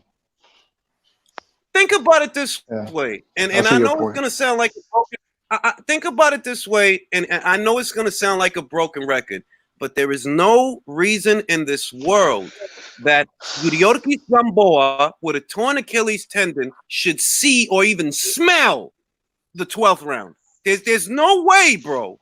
That shows that there's no way, bro. If you think Prime removed from Prime as well. Exactly, bro. One thing about Leo Santa Cruz, he always in good shape. He's always in good condition. He didn't look good in his last fight, Beats. He didn't look good in the Flores fight. He didn't. Well, he looked soft in the body. He looked soft in the body, slow and sluggish in his last fight. I really don't think 130 is a good weight for him. Yeah, that's a point. So all right, guys, I know. Forgive me. I have to go. Yeah, everyone, take care. Ring, please put me backstage so I can lock my phone and just listen to the show. I got you. All right. I know that I have a sin. I know, and it embarrasses me. It does embarrass me, in all honesty. Leo Santa Cruz is ranked on the Ring IQ pound for pound list, and we know he's got to get the number 10 spot, and Leo is eliminated. I don't think that Davis is going to be there very long, to be honest, because there's a lot of guys that have a better argument than he does. What do you guys think of Leo's career? Like, do you rate him? Beats, do you rate him, his career? Do I rate Leo Santa Cruz? 4 division champion Leo Santa Cruz. I've just never been that impressed, man. I think the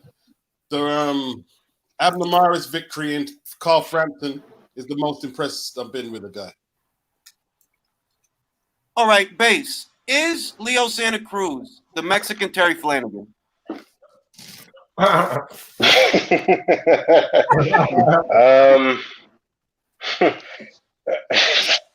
all right, I respectfully decline to answer that question. I mean, there's But similarities. what I will say is, like, his career isn't the greatest, but there is some respect that can be had to it. That's what I will say. All right, Mark. Do you rate Leo? That answers that question. All right, D. He's a 4 division champion. He beat Victor Terrazas. He beat Carl Frampton, even though Carl beat him first. He beat Abner Mares 2 times. Do you rate this guy? I do rate Leo Santa Cruz. You know, listen, man. I don't think I have the criteria of a lot of other guys, but one thing about him, he accomplished things, and those Abner Morris and Frampton is enough for me. You know, those are guys that accomplish things as well. So I rate him. I mean, I'm not going to rate him extremely high, but I give him his credit. You know, should he have fought Russell? Yeah, but we can say that about a lot of fighters. They should have fought such and such. You know what I mean? All right. I'll I take just got that. back. What was the question? Mark. Yeah. Is Leo Santa Cruz the Mexican Terry Flanagan?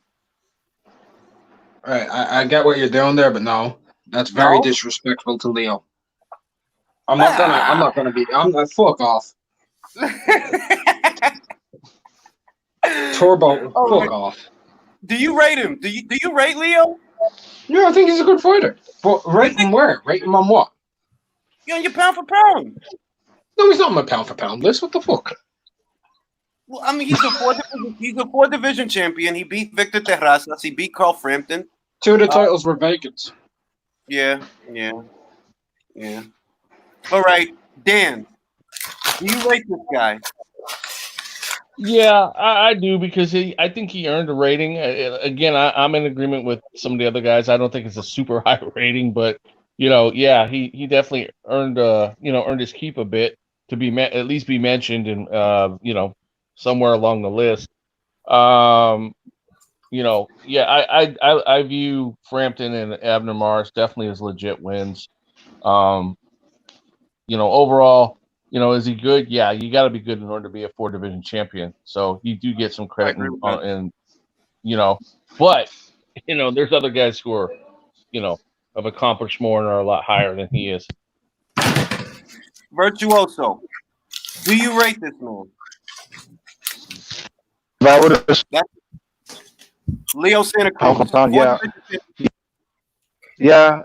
But it was 10, pound for pound. He's just a matter of picking up his competition. And Tech, suffer from the same thing. It's like they fight down to their competition, and based on what I saw, he did gassed out and slowing down at 130. It's like like his greatness is not going to hold up. And I heard somebody said that he picked earlier, at 126. I mean, I love, when he fought, Carl Frampton. This is where she would have fought him for the 3rd time, Me too. I never forgave him for that. Speaking of Carl, I'm glad you brought him up. Carl Frampton wants to become a 3 division champion. If he does he end up on Beats pound for pound list? What do you say? On my pound Beats? for pound list? Carl Frampton. I'll tell you what, yeah. Carl Frampton and Leo Santa Cruz and Scott Quigg and the rest of them with Duck Rigo, they don't get much favors from me, I'll be honest. Sometimes Beats? I don't. You hold grudges. Yeah, I do. So I try not to say too much about him because I ain't probably gonna say too much favorable for in the defense, to be honest. So all right, I'll take it. I see Carl Frampton go to America, fight that kid Gonzalez. There's no way he won the fight and get the decision. He's just okay. But if he can get a third championship and make his money, I ain't mad at him, man. I'm not mad at him. All right. Mark. Yeah. Yes. Carl Frampton. Carl Frampton, Belfast, Herring. I don't think Carl's going to win the fight, by the way. I can't stress that enough. But if he did, does he get on your pound for pound list? No, he'd probably get into like the top 15 area. No, you guys are mean. Jesus Christ. not Basic mean. kid, same question. Base, I don't really have. I'm listening. Can you hear me? I got you. Hello. I got you. Alright, I hear you. Cool. Yeah, I don't. Okay, I don't really have a pound for pound list myself, but he'd be in that top 15-ish type realm, like Mark said. Maybe like to the top of that, like 11 or 12, possibly slide into 10. All right. Before I pass it to D, what I'm going to say is, because I don't think that Carl is going to win this fight, right? I literally, he's not. I don't think he's going to win that fight. I just don't see how he could. But if he did, yeah, he's on mine, and he'd have a cushy spot. He'd have a cushy spot. D, if he wins that fight, does he make your pound for pound list? Guess that answers that question. I mean, like, I don't even go that far down. I just really consider him top 5, but I would say, yeah, he should be considered on a pound for pound list, you know, from those numbers up. Sure. Why not? Why shouldn't he? He's got a good resume. Like, he's beaten Anito Donaire, you know? Right. Yeah, Leo. But that's what I'm thinking. He beat Leo in the first fight. He beat Nonito Donaire. He becomes a 3-division champion by beating Jamel Herring, who I don't think he can beat, right? I don't think that's going to happen. But if it did, like, it's a strong argument as far from where I'm sitting. He's got an argument, like, but based off of just instantaneous reaction, I would say no. I mean, it's hard to make my top 10.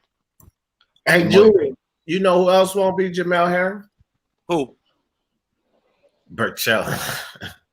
That's because they won't fight each other. Yeah, he won't fight him. He can't beat him if he won't fight him, and we know he ain't gonna fight him. He don't want to. All right. I think it's a more obvious answer when it comes to Nonito, that if Nonito beats Ubali, he's got to go on the list. I don't see how I cannot rationalize not having Nonito on the pound for pound list if he beats Ubali. Depends on your criteria. Resume. If you base it on resume and career total, sure, why not? If you're like in the last 3 years, it's questionable. Yeah, but why would I limit a fighter's skill? A fighter's skills, right, are not limited to what he did in the last 3 years. Your skills are your skills, and they. That's fair enough. I'm just saying, Manny Pacquiao 10 years ago is better than Manny Pacquiao now. Yeah. But you know, it's still the same guy that we're talking about, though. I don't like treating it like it's same fighter. He's not the same though. He's different. But yes, it's the same guy in terms of his name. Oh yeah, it's still him inside of his body. But at the same point, he ain't the same. Like pound for pound isn't about like your overall resume. It never really was. It has something to do with it, but it's about taking that plus your skills. If I took Manny Pacquiao right now, do I think he's the pound for pound number 1 fighter in the world right now? No. Do I think he's the pound for pound number 1 fighter based off of entire resume in the sport that's active? Yes, but there's a difference. All right, I'm gonna re-get the Smokes comment. There are 20 more complete fighters than Frampton. I don't know what you call complete, Get Smoke, but I know where this is going. Can't name 10. This is gonna go. I know who he's gonna name. He's gonna name the Charlo brothers. He's gonna name Spence. It's corny. At this point, it's corny. PBC House. I know you don't think that. Yeah, like it's corny. Like you're not gonna try to convince me that Errol Spence earned a spot on the pound for pound list, but Carl Frampton wouldn't if he beat Ubali. I mean Jamel Herring. You're not gonna convince me. That's stupid, bro. You high on a dude for beating a lightweight. Don't talk boxing no more. Yeah, it's stupid. Like I'm tired of dumb shit like that. Like why I gotta have this dumbass argument? That's like the shit with El Jefe the other day. The flat Earth stuff. Oh man. What really got me was his case was that who was he was talking about? Oh yeah, Danny Garcia. That he won against that he had robbery wins and that killed me. Yeah, though. Like I can't, and that's too stupid for me. Like I'm gonna go around the panel. Beats, who'd you have winning Garcia versus Thurman? Garcia. Oh my God, Beats, what's going on, Beats? You had Garcia winning that fight? Oh, yeah. I thought you were saying who would win out of them now. No. It was close. You know, it was close. I had it about level. I didn't have a scorecard. I had it about level. It was close. I mean, look, that it was close and it was competitive, but Danny didn't do enough, and at least not for me. Like, bro, you're not gonna win a high level fight doing this bullshit.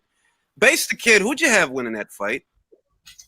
I had Thurman winning it. Not comfortable, but it was like he was pretty in control. He says Top Rank doesn't have fighters that are more complete than Frampton. What am I reading here? Oh my God! You're saying they don't have? Yeah, I'm just gonna post a link. This will liven things up. Yeah. I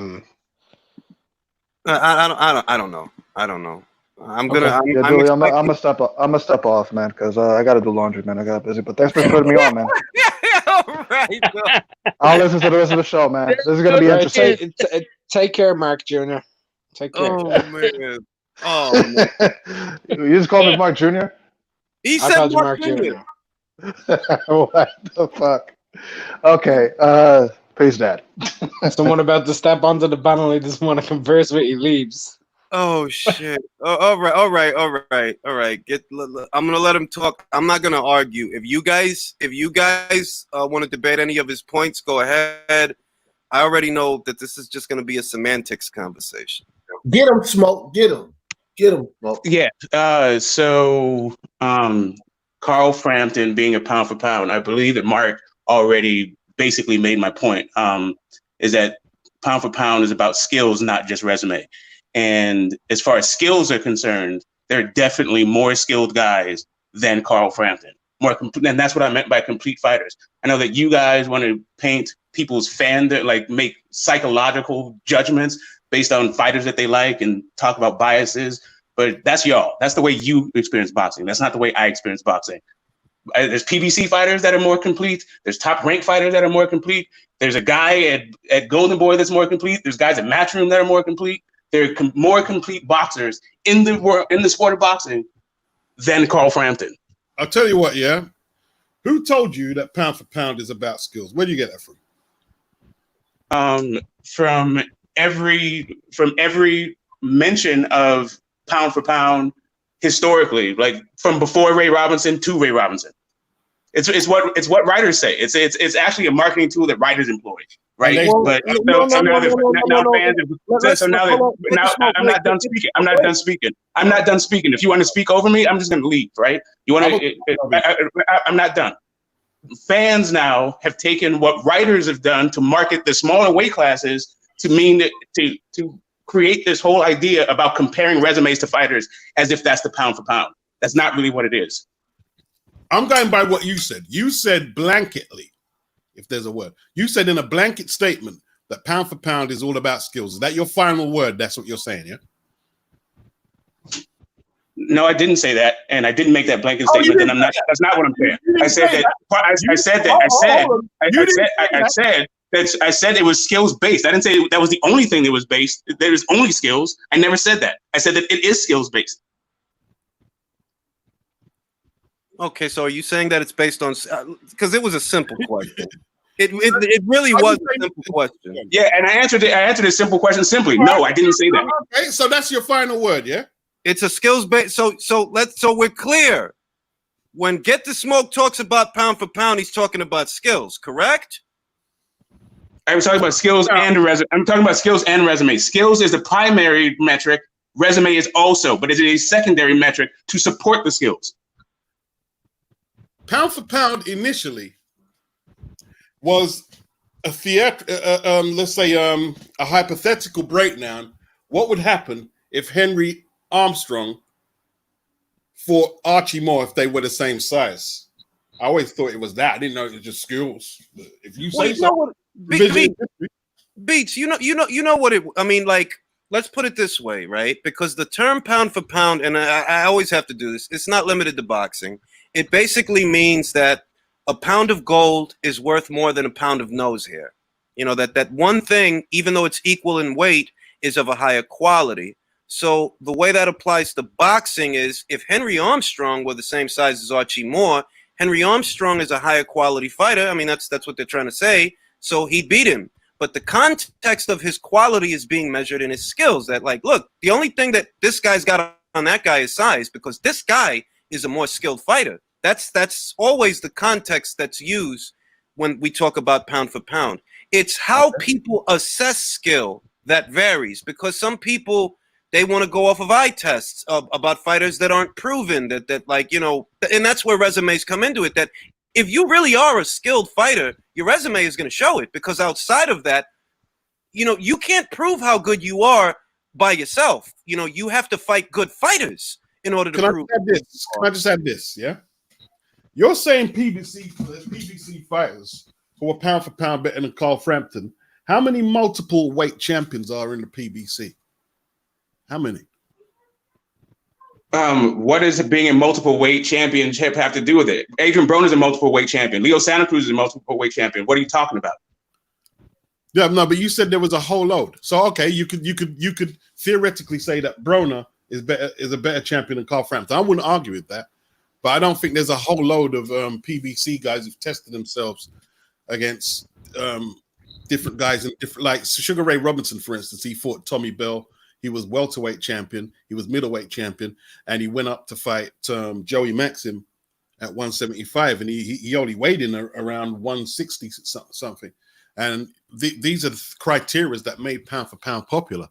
Yeah, they are. I mean, the idea behind pound for pound, to answer Get the Smoke's question, being a multiple weight champion is the physical representation, the literal incarnation of what it is to be a pound for pound fighter, because that's basically saying, regardless of weight, your quality will hold up. So when you move up in weight, pound for pound fight, but there's been pound for pound fighters that have never left their weight division. So what are we talking about?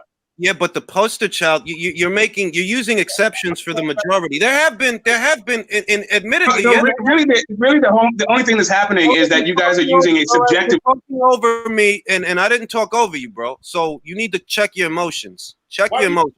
Was a pound for what, like, for instance, because he was Marvin Hagler. He's everybody's favorite example. Marvin Hagler, Gennady Golovkin. Those minute exceptions. But if we get to the base of pound for pound fighters, we're talking about Robinson and Armstrong. And what were those guys? Multi-division champions. But you do realize that's where it started, is with Henry Armstrong, really. Like, I know what you guys. I know what I realize is that you guys are trying to use objective metrics for a subjective list. It is about subjectivity. Listen, this thing is about. Am I checking my emotions? Am I the only one checking my emotions? No, right. No. So here's the thing. Here's the thing. Here's real Beats. I can't hear you. I'm trying to make a thought. As soon as I'm done with my thought, I'll listen to you all ears. I promise you. Cool. I'm trying to, but you keep interrupting. You don't know nothing. So the issue is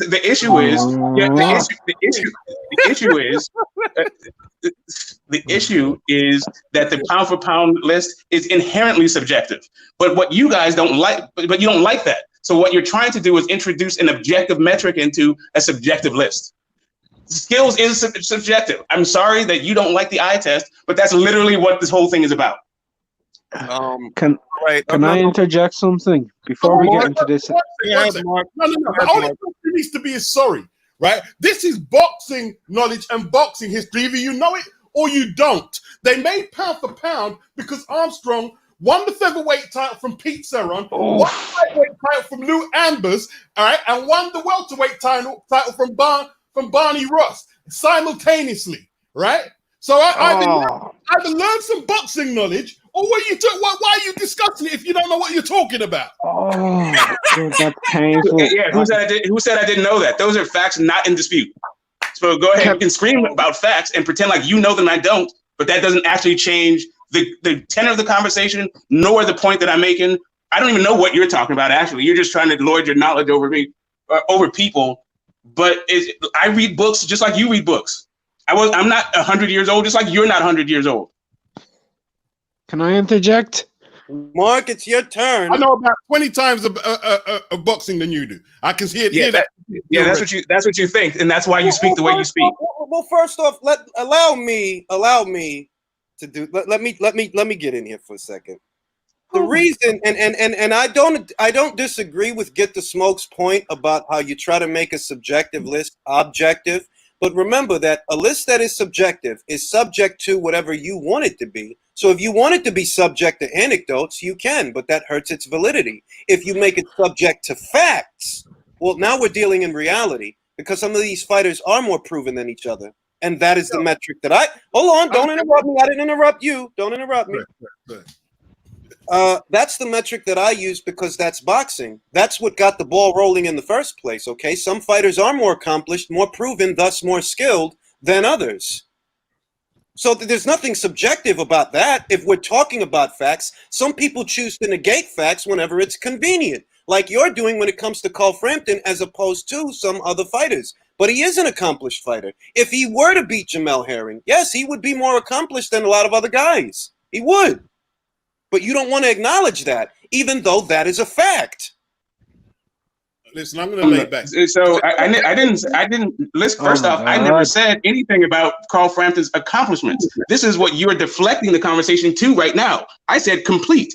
So if you want to talk about accomplishments, we can have that conversation. But that had nothing. That is literally has nothing to do with what I said. How do you gauge how complete? Wait. How do you gauge how complete a fighter is in the absence of concrete facts? How do you do that? Because you're saying that fighters. Who said this absence of concrete fact? You're just using accomplishments as the only concrete fact. And what else are you adding to the conversation aside from your own anecdotes? Because that seems to be what you want me to take that seems to be what you want to be a precedence over concrete facts. I just use facts because I know that anecdotes, mine or yours, are unreliable. So I don't use them.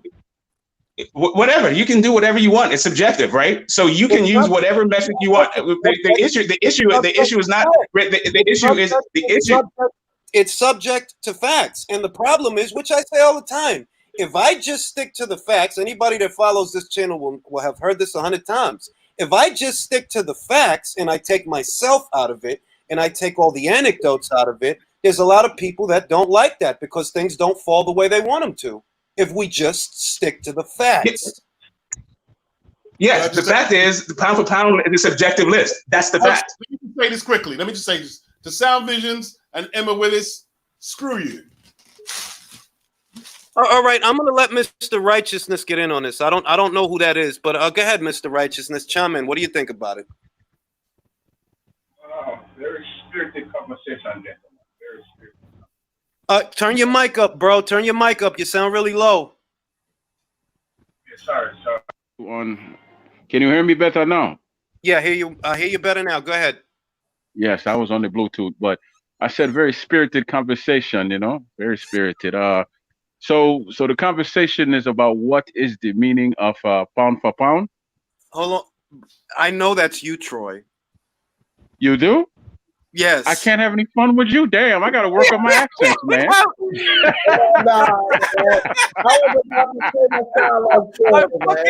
fucking knew that was Troy, man. I'm like, go ahead, I was going to come in here and kill you, man. Huh? Go ahead, Troy. The floor is yours, man. Go ahead. Yeah. So the conversation is about, the meaning of pound for pound. Is that the overall conversation?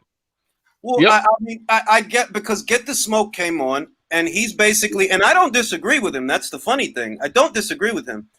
Pound for pound, as far as boxing, is a subjective list that attempts to rate the fighters on the premise of skill. That's what it does. That's what it's trying to Yeah. do. And it's just Yeah. that different people arrive at the conclusion of skill. They arrive there in different ways. Some guys, they just use an eye test, anecdotes, things that are unreliable. Other guys, they use units of measure, like, oh, well, this guy fought this guy, and this is what's in his resume, and this is how many times he did this. It depends on the person, But I think that the disconnect is people think of skill as being ethereal. No, it's not ethereal. You either know how to throw a jab or you don't. Yeah, but look at it like this, right? Mm-hmm. If you're going to say it's all about skill, right? So the first pound for pound, known pound for pound fighters were Henry Armstrong and Sugar Ray Robinson. Damn it. What was their criteria skill judged on? It was judged on the opponents they face. You don't judge someone's skill because you fight a C-level fighter, right? So all this eye test shit, when you guys don't know nothing about boxing, and yeah, I'm in my feelings, right? Is bullshit. Either learn it or stay out of the topic. No, but he's not wrong. We wouldn't be look, and I say it all the time. Let me go, please, for the love of God. Spuddy! For the love of God, let me talk on this. Right. First of all, the very first known ever conversation of pound for pound, unfortunately for beats, wasn't Sugar Ray Robinson and Henry Armstrong. Right, Battling Nelson was talked about in one of the Star papers in 1906 after his win over Jimmy Britt. You can actually find that. I can even give you a link to that. He was mentioned as one of the best fighters pound for pound in the world. That's actually where that kind of comes from, and that's the first verifiable source. Some people say it can date back to the 1600s. But anyway, in terms of the Nat Fleischer created version of Pound for Pound for Ring Magazine and everything, it was based off of a measuring stick of skill. It was using skill, remember this, and the way they determined your level of skill was the type of opponents that you were fighting comparable to the person they were matching you against, because it wasn't in a listed format. It was based off of fantasy matchups, i.e. Ray Robinson versus Joe Louis, and how Ray Robinson's skill set would match up against Joe Louis based off of who Ray had fought, who had similar styles or different attributes like LaMotta with counter-punching or the chin, or how he would be in there with a guy like Servo or whatever. That's kind of where all of that came from. That's all I want to say on it, because this has been driving me crazy for the last And you're not, look, you're not wrong. Okay. Troy, floor's yours. Go ahead, Troy. Yeah, I was gonna agree with I don't know the brother who just spoke, but I was gonna agree with him because see, pound for pound is based on your skill and the level of your competition. That's basically where it all starts and where it all ends. It's not rocket science. It really isn't. I mean, if you are that good where you let me add this, Troy. Let me add this. Okay. And then I'm going to give it back to you. Pound for pound is not complex. It's just a measurement of skill. That's literally all it is. You're trying to find out who's a more versatile fighter. And the only way you're going to know that is who the guy is fighting. Because you can't be pound for pound fighting sub-level opponents. It takes a certain...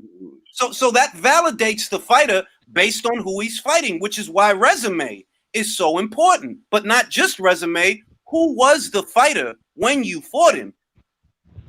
That and also how you look when you were fighting the very best. Because if you just simply win and you don't make a statement, a la let's say Andre Ward in the second Kovalev fight, then after a while, even though you might be viewed as pound for pound, people are like, but he's really just winning. He's not really making any statements. And I'm not talking about you have to knock somebody unconscious and all that. It's all in how you look in that ring as well. Understand me? I'll give you a perfect example, right? You take Pacquiao versus Mayweather, and you compare that win to Andre Ward's win over Kovalev. Who made a statement? And who just won? You see the difference? Yeah. So but I think that's where if we're gonna have a civil conversation, because Get Smoking Beats, these guys are all fired up. I love it. It's great TV. But if we're gonna actually have a meeting of the minds, the thing is, even if a guy, and this is my view, feel free to disagree. Even if the guy doesn't look great, like let's say you got a prospect in Virgil Ortiz, he goes him, right?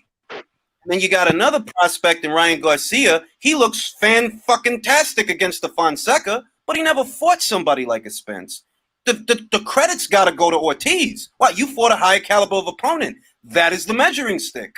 Not whether you can look all right so much as can you beat top-level fighters. Because if you can't, well, you're not in that conversation. That's true. That's my understanding of it. That's true as well. You know, like Not everybody. No, if my thing is, there's guys out there. They go out there, they look good. You know, they go out there, they look good against a certain level of competition. But if I see a guy go out there, he doesn't look great. He might have looked bad. Competition, that's worth more because that's what it's all about. Who is it that you're fighting? Because the good fighters, well, they might make you look bad. They're good fighters.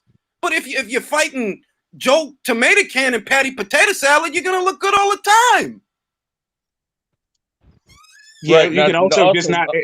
Also, you can also not. So Ryan Garcia, yes, he knocked out Fonseca, but his chin was still hanging out in the air. Right, you can still see the deficiencies, even though he's knocking a guy out, even though he's getting the result. You can still see the deficiencies in his skills.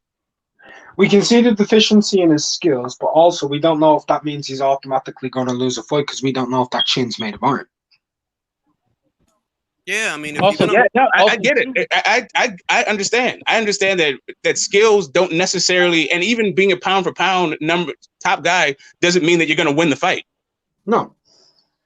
Well, also too, pound for pound, there's some other factors involved. You got a number of title defenses, how many titles they've won, how many titles they've unified. Hold on. Since when? Since when? Can I ask Mark something? Sure. So with this Battling Nelson thing, what was the pound for pound list? Was there a list of fighters? There wasn't a list at the time. This was 1906. Just like when Henry Armstrong was pound for pound number one, there wasn't a number two pound for pound fighter. Well, there was a list when Sugar Ray Robinson was fighting. There was? Which list? Was, yeah. Look, all right, there's a lot of testosterone in here. You guys need to calm down. Wait, no, hold on. Jesus. I want to say something. How does that discredit anything that I said that's factually true about pound for pound? I don't know what the list was. I don't know if there was a list. I'm gonna mediate this.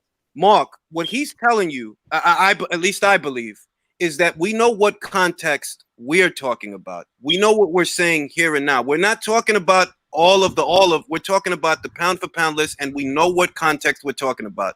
So there's no real need to delve into unnecessary elements of it. What we know is we're talking about, okay, what is a pound for pound assessment? What is a pound for pound list? Why would one fighter be rated better than another fighter? On what premise is that happening? And it's happening on the premise of skill. But the only way you can assess skill is in a fighter's quality of competition. That's the only way. Because you can beat club fighters and look sensational all day. That doesn't make you a pound for pound fighter. You don't get into that conversation until you start fighting stiff competition. That's what it's all about. We wouldn't be absolutely right.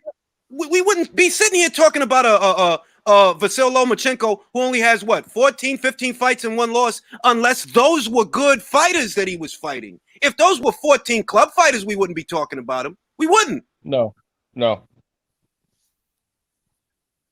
So the pound for pound list in 1951. I'd love to know it.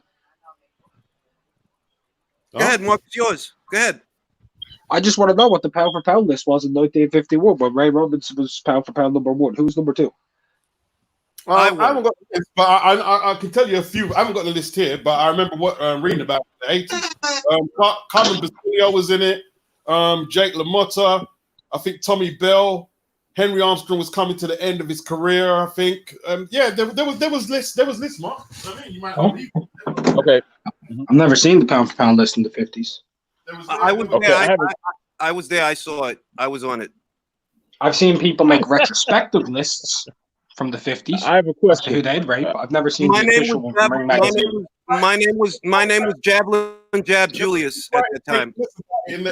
I remember reading that my name. So I don't know. Maybe you're I have a question. Which is bringing I'm more just to saying, current I've day for never you. seen Ring Magazine's No, official you're probably right. 1950s. You're probably right. But You're probably Mark, you're relegating. Mark, can I say this? Magazine had a list. I got you, Troy. I'm gonna pass it to you after I say this. All right. I think you're relegating it to whether or not Ring Magazine, when the conversation was already happening, as far as, a pound for pound conversation. What did the fight fans think? Because at the end of the day, that's where it originated, with the fight fans and their Well, opinions. pound for pound conversation started in 1906 when Patton Nelson was mentioned against Jimmy Britt. What was the list, though? I don't know what it was. I told you I was on the list. I was number 5. I was called Javelin Jab Julius. I had a box record of 160.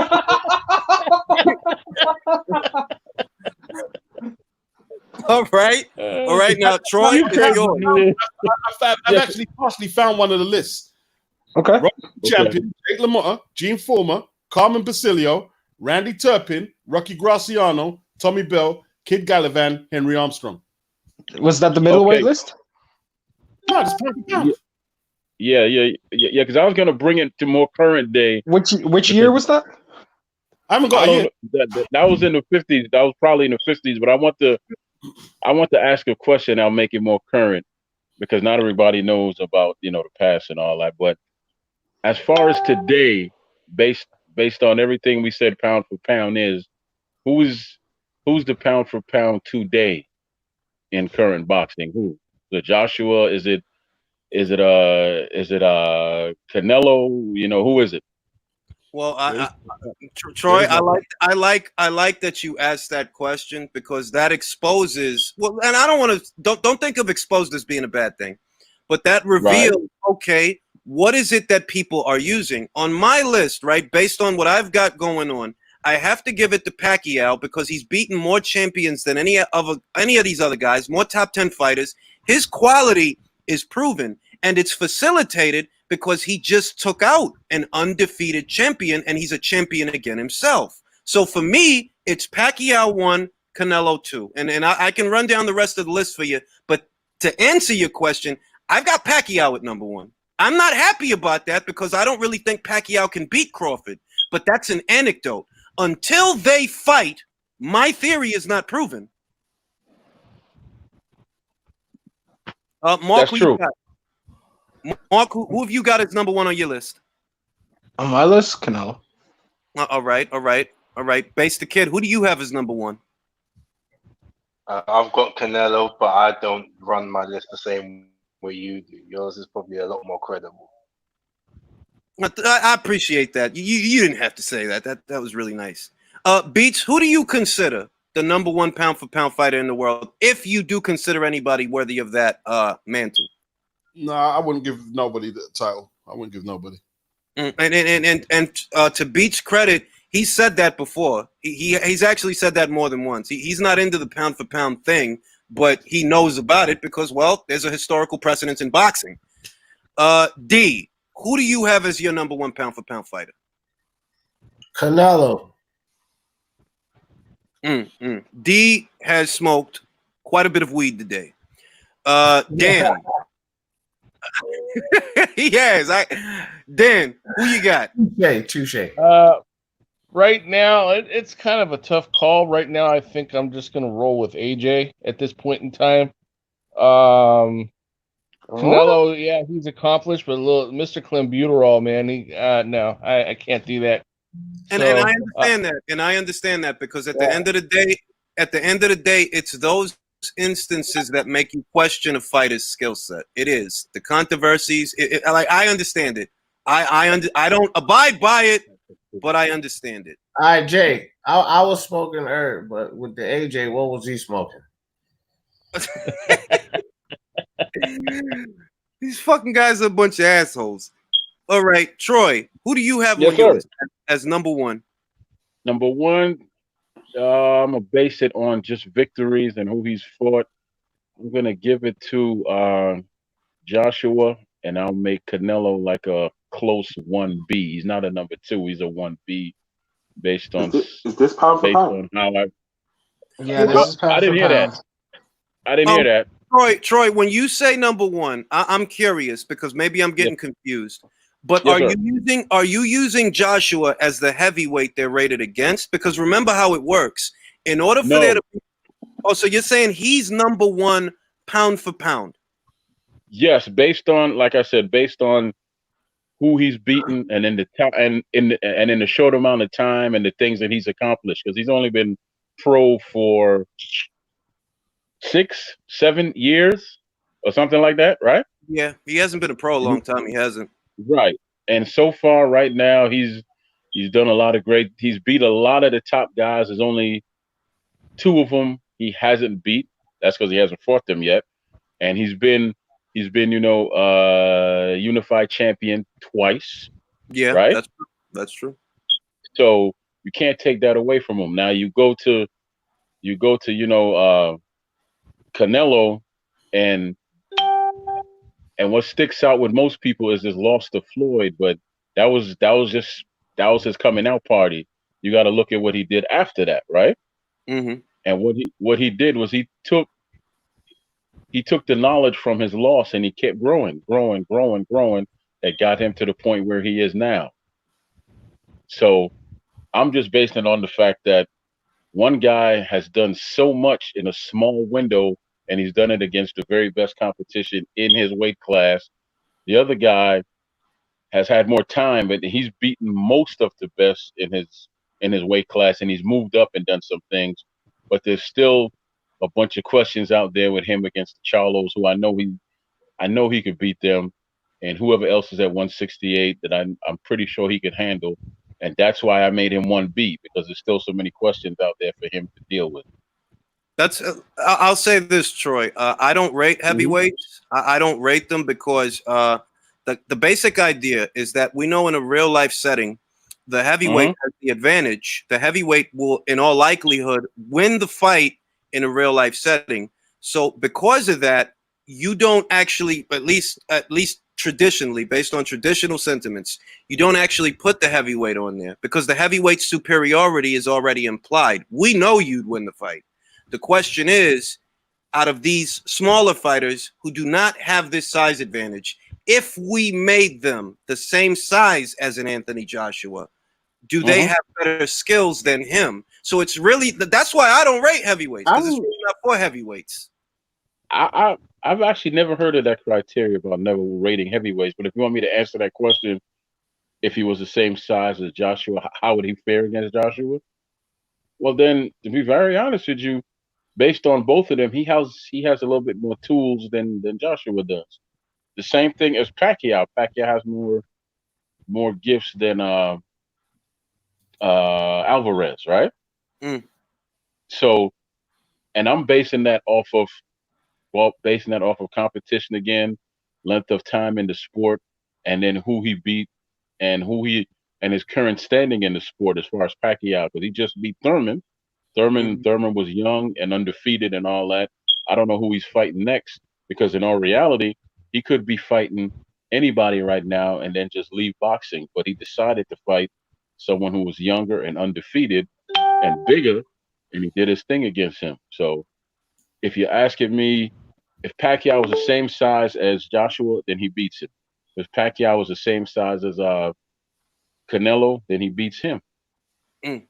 Yeah. All right. That's my opinion. That's my opinion.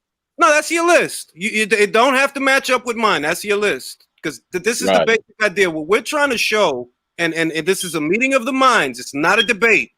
What does every individual on this panel use? What's the hierarchy of thought when they're rating fighters? Now, everybody knows mine. It's pretty obvious. And we're just talking about how you rate your list, how Mark rates his, and so on and so forth. Well, there's a few criterias, yeah? If you're going for the more longer judgment of their careers, then you've got to look at the overall picture. But if you're trying to keep it current, to keep it moving, then you've got to look maybe at the last 3 years on the body of work of what particular weight class and what fighter, you know? That's what I say. But a pound for the reason that I list now, and then right, you're gonna have some. All right, so if Roy Jones was great in the 90s, yeah, but if you're doing a pound for pound list now and he was still active, would you still put him in there? No, he has to fit certain criteria in order to get on my list. One of the criteria is, in order for you to even be considered, you might not get ranked. You might not. But in order for you to just be considered, you have to be a champion. You have to have a belt, because that shows not just where you were, but where you are. You have to have a belt. You have to have a belt? Why? Because that shows you're at the forefront of your division.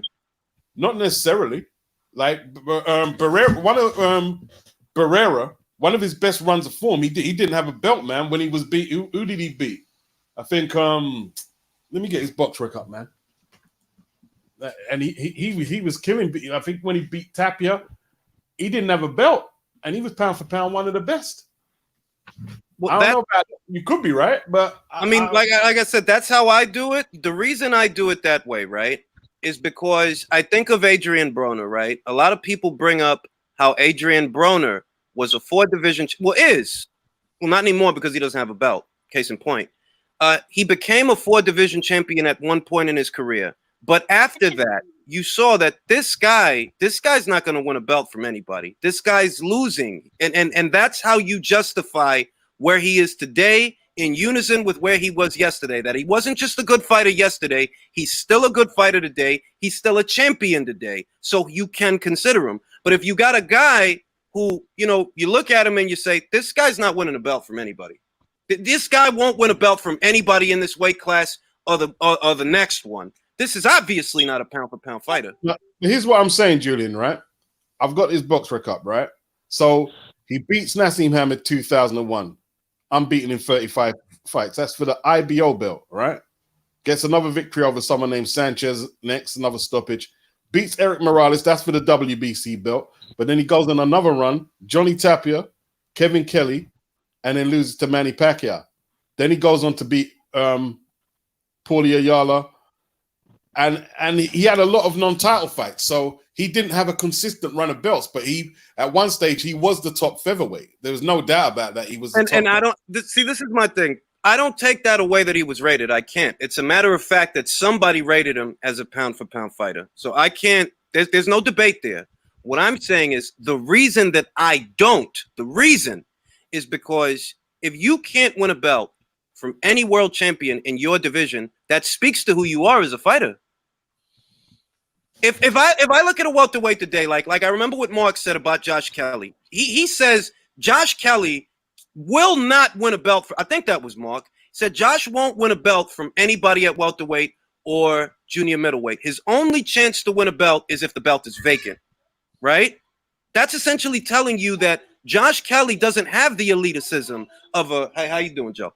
Oh, that's my son. Oh, that's great, man. You look fantastic.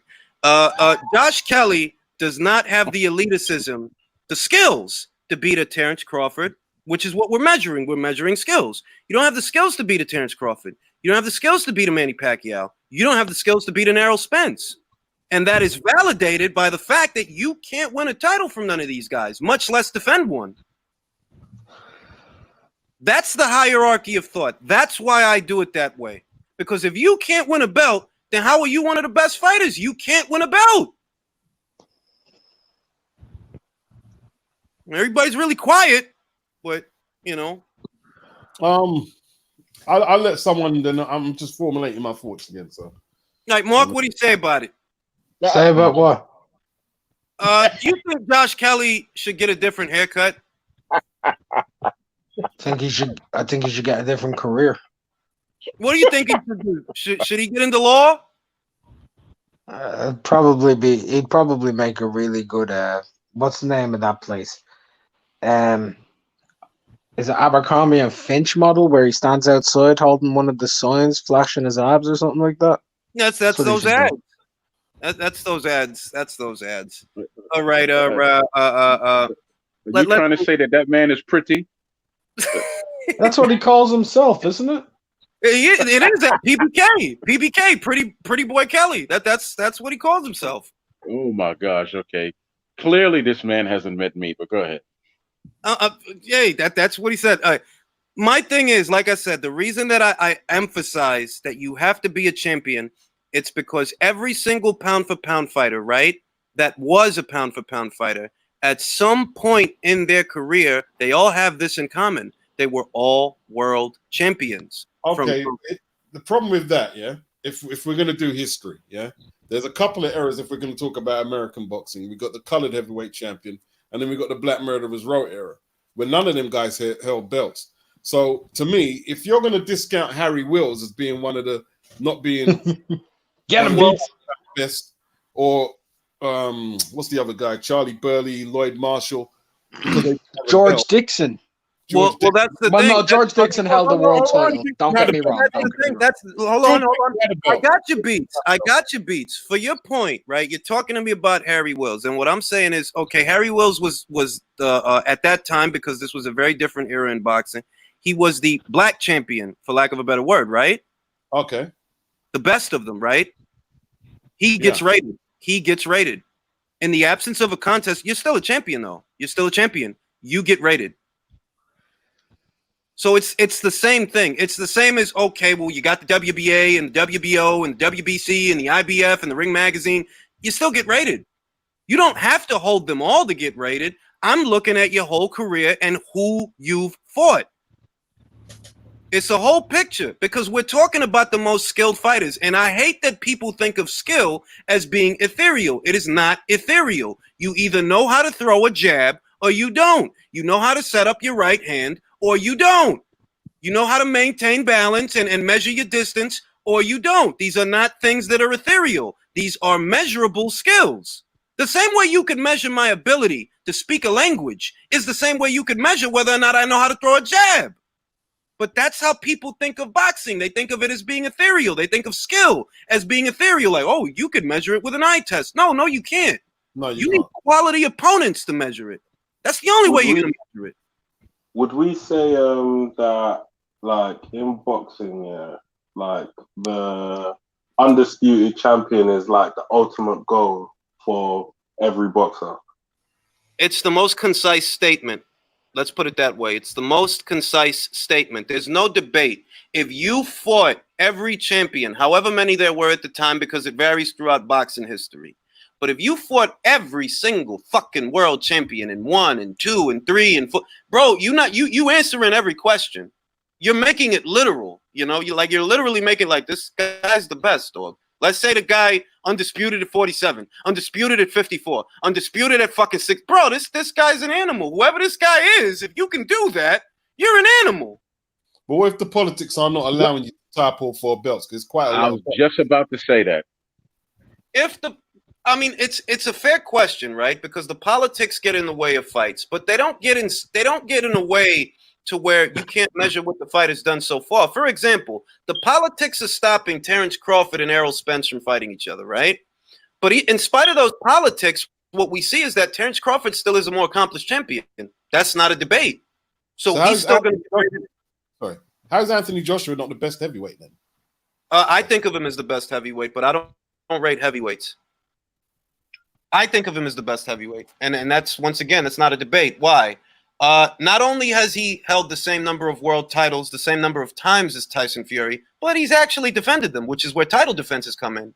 Where Tyson Fury bails when it's time to start acting like a champion, Anthony Joshua satisfies the mandatories. And these are top 10 fighters. This ain't Joe Tomato Can and Patty Potato Salad. These are divisional top 10 fighters, which is why title defenses matter. It matters that you won the belt and you didn't just throw it in the air. It matters that you held on to it and you defended it several times. 6 more times than Tyson Fury's ever done it. If I was to do pound for pound lists, I'd list the heavyweights. I'll tell you why. Because when the lists by the sports writers were being made, Mark, 951,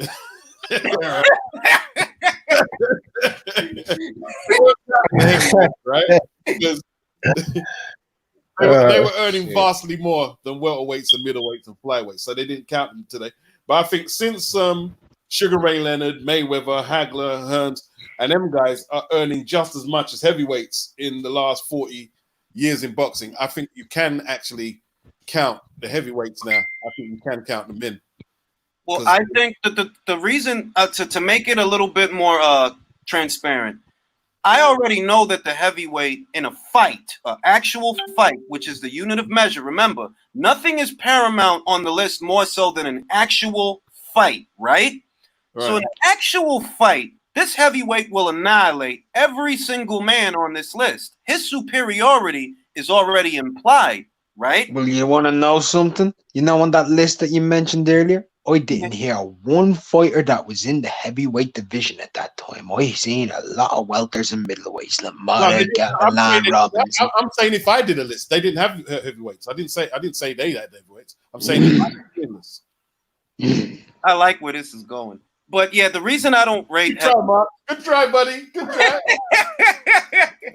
the reason I don't rate heavyweights is because we know what would happen. The the existence of a pound for pound list, right, only exists because of the heavyweights' dominance. You're measuring smaller men against this bigger man because we know this bigger man would beat the fucking shit out of these smaller men. The only way we can get them on an even keel is to measure their skills. I think someone said earlier. I got a question. If Pacquiao was the same size as Joshua, he would beat him. But who's to say if he had that level of weight that he would actually be able to apply those skills in the ring? The stage is set, though. The stage is set, though, South London. The idea is that he's still Pacquiao, just 200 pounds or 200 plus pounds. So that means that what you see from Pacquiao at the lighter weights is what you will see from him at heavyweight. And the question is what you're seeing enough to beat Anthony Joshua? I say I'm yes. just thinking one thing. Pacquiao at 200 pounds, his calves would be way too big, wouldn't they?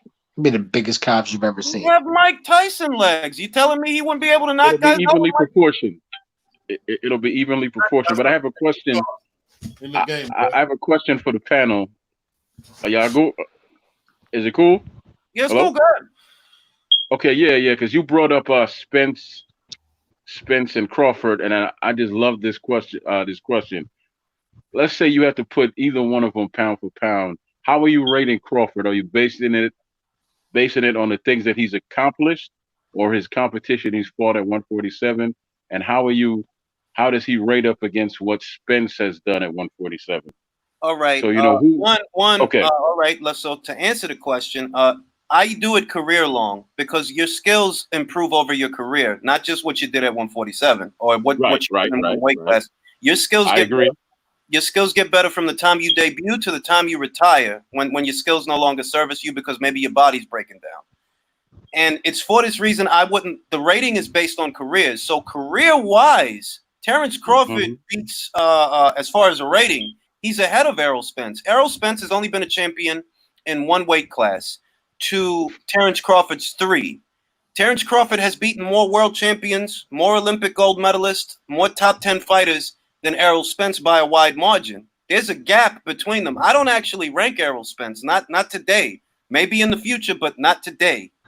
So that should answer that question. That it's not just based on what you did at 147. You know, it's your skills are with you whether you're at 147 or someplace else.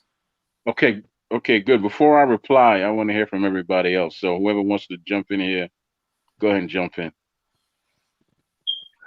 All right, Mark, what do you think about it? Yeah. You know, don't all step up at once. What do I want to what? What do you think about it? Does Errol? I don't know. I don't know, man. I'm currently looking into 1950s boxing. All right, I'm gonna ask Dan. Dan, does Errol Spence have a better? Let it go, yeah, right. Let it go. Dan, does Errol Spence have a better barber than Terrence Crawford? People want to know. A better barber. That's funny. No, man. Crawford's really accomplished a lot, and like you said, over his career thus far, you know, I would rank him over all of that. I mean, he's really accomplished a lot. He definitely would be up there as far as, you know, on the pound for pound for stuff that he's done. You know, he cleaned out the 140 division and all that. He unified the titles. I mean, he hasn't had as much competition because people don't want to fight him up in 147. But the guy's a class fighter, and definitely I would rank him, you know, on my pound for pound list somewhere, for sure. Unrivaled, you're not going to find any lists because the lists were made by. All you've got to look for is when they started making lists. The sports writers were putting the lists in newspapers. You're not going to find the list. I'm telling you what I'm actually looking for right now. I'm actually looking from lists from 1906 in the Northern Star because they mentioned it. Because I want to find out who's the first list that we can go back to for this. So I'm going through 1906, 1907, 1908 and finding what the origin criteria was. Okay. Mark's on a mission. We still okay. Who's next? Yeah. All right. All right. D, if you're awake. All right. D's passing out over there. Nah, not good. All right. Who do you rate above who on your pound for pound list? Do you have Crawford ahead of Spence, and why? Crawford's way ahead of Spence. Spence hasn't done enough. I don't think.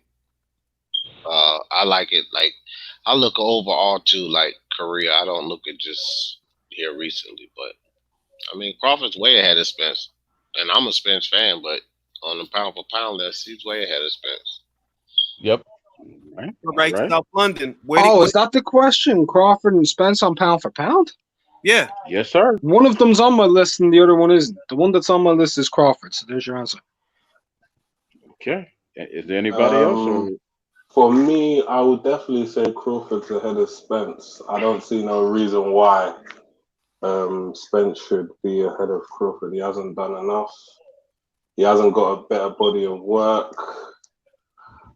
I mean, the Kell Brook victory was good, but he hasn't, like, you're comparing him to like someone who's like undisputed, and that's like I opened it up here. That's the ultimate goal for a boxer, and I think we all agree with that. Well, yes, it's a great goal to have. But can I say something? I could make a very good argument. Ray Robinson, or should I say Walker?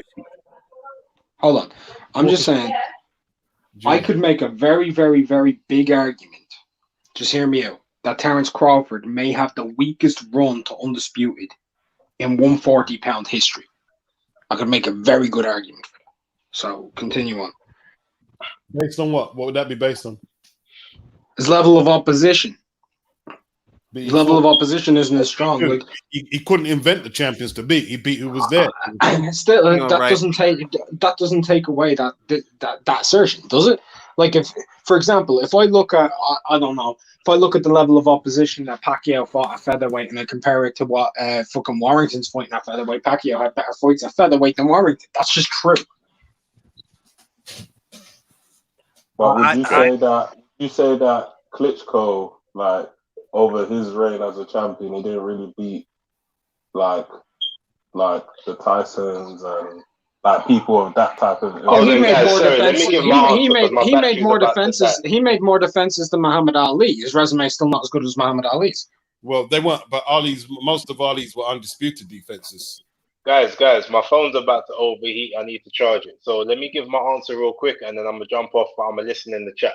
Right, I agree with Julius in terms of what Crawford's done, but I would also say in the 147 division, now don't quote me on this because I haven't got the info direct in front of me, but has Crawford not beat more undefeated fighters at 147 than Spence has in that same period of time that he's been there? So that would also rank him above Spence in my mind. Am I correct in that? Oscar was undefeated when Crawford beat him, wasn't he? He was undefeated. And if you're that age, and that's how you behave on You a sound regular far away, basis, man. I'm like, what the hell, dog? You a child, you a little boy. And I have no idea what's happening here. when you was a kid, and that's why you like that. Oh wow! How you doing that, man? I have no idea. That guy's group, that well beats. Uh-oh. Twilight song. I talk about, Okay. Okay. Right. Is anyone going to confirm what I said? There any truth to that? I'm saying there isn't. No. Okay, I was kind of freaked out about that. Got a ghost in the machine, but I was gonna say, based on the answers, right? I agree with you, gentlemen, man. It's based on what you've accomplished. Hold on. Everybody stop for a second. Somebody's got background noise. Somebody mute their YouTube in the background. Come on. All right. I've got mine a long time. I don't know where it's coming from. All right. All right, gentlemen, we've got two someone Juliuses told up in the top left of the screen. We've Yeah. got two Ring IQs currently available to talk. How's it going? Yeah, you got two ring IQs. One is from now and one is from in the future, I think. I don't. What else did Terrence really do at 140 though? Like he cleared it out. At 140? Yeah, he cleared it out. I mean, Felix Yeah, Diaz he cleared it out. And Dongo I mean, because I think that he's amongst one of the few fighters that has that can say that he's actually held all the belts at one weight class, and he was unified at another weight class. Then he moved up and he won a belt at another weight class. I think he's But one of the since Crawford has been at 147, has he not beat more undefeated fighters than Spence? Yes, he has. Yes, he has. Right. I just wanted someone to confirm that. Right. So that makes him also more credible. Well, the truth is, besides Porter, who has Spence fought? Yeah, but Let's be honest. Who else on his record? But I'd say he's better than anyone. Crawford is short at 147. Who has Spence fought? Yeah, but be honest. That was on his record, but Oh, I'd say he's better than anyone. okay. Well, now I'm hearing myself.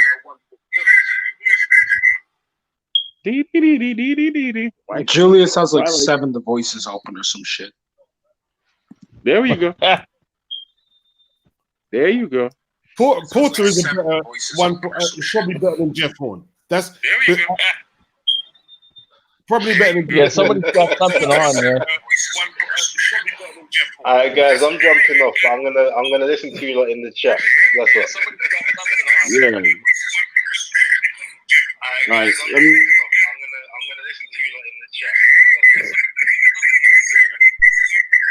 I just muted myself. It didn't make a difference. So somebody. Hey, Julius.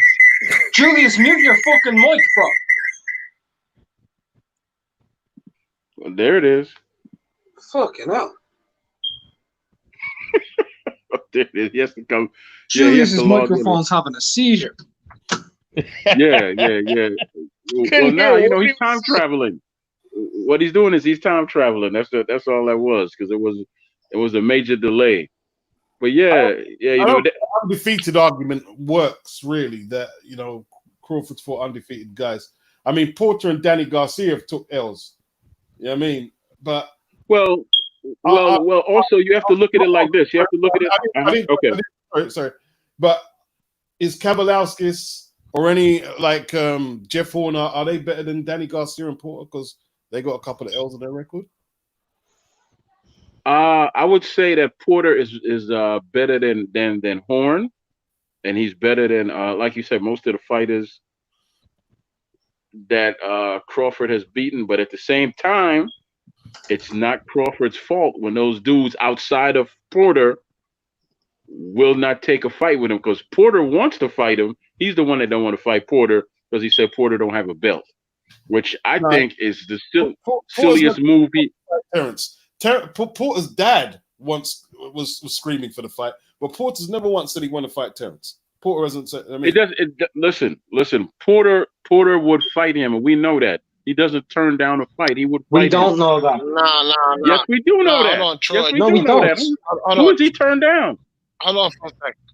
Troy, hold on for a second. That's not true. Both Crawford and Porter said that they don't want to fight. That's actually literally they both turned the fight down.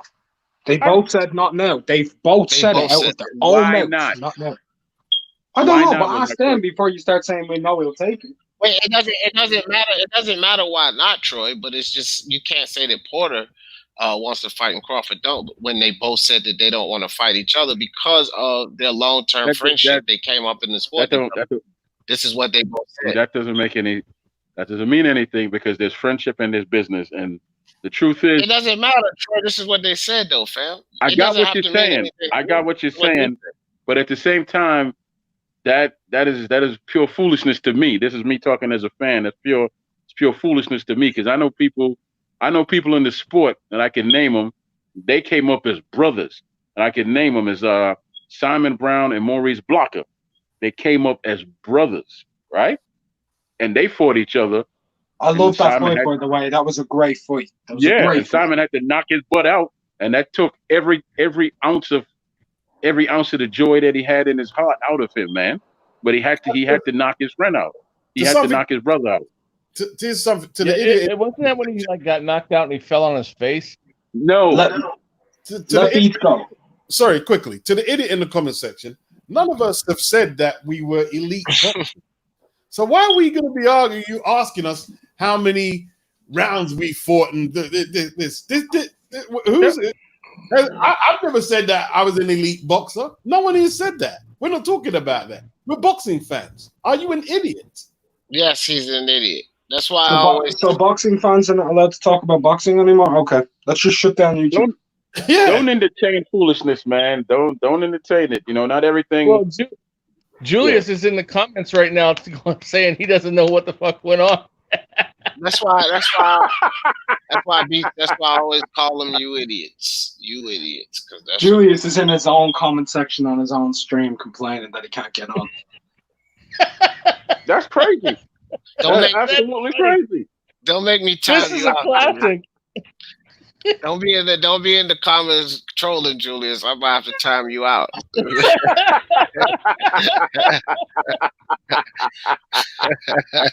Oh, now wait a minute. If he's there, who's running this thing aside from us just sitting here talking?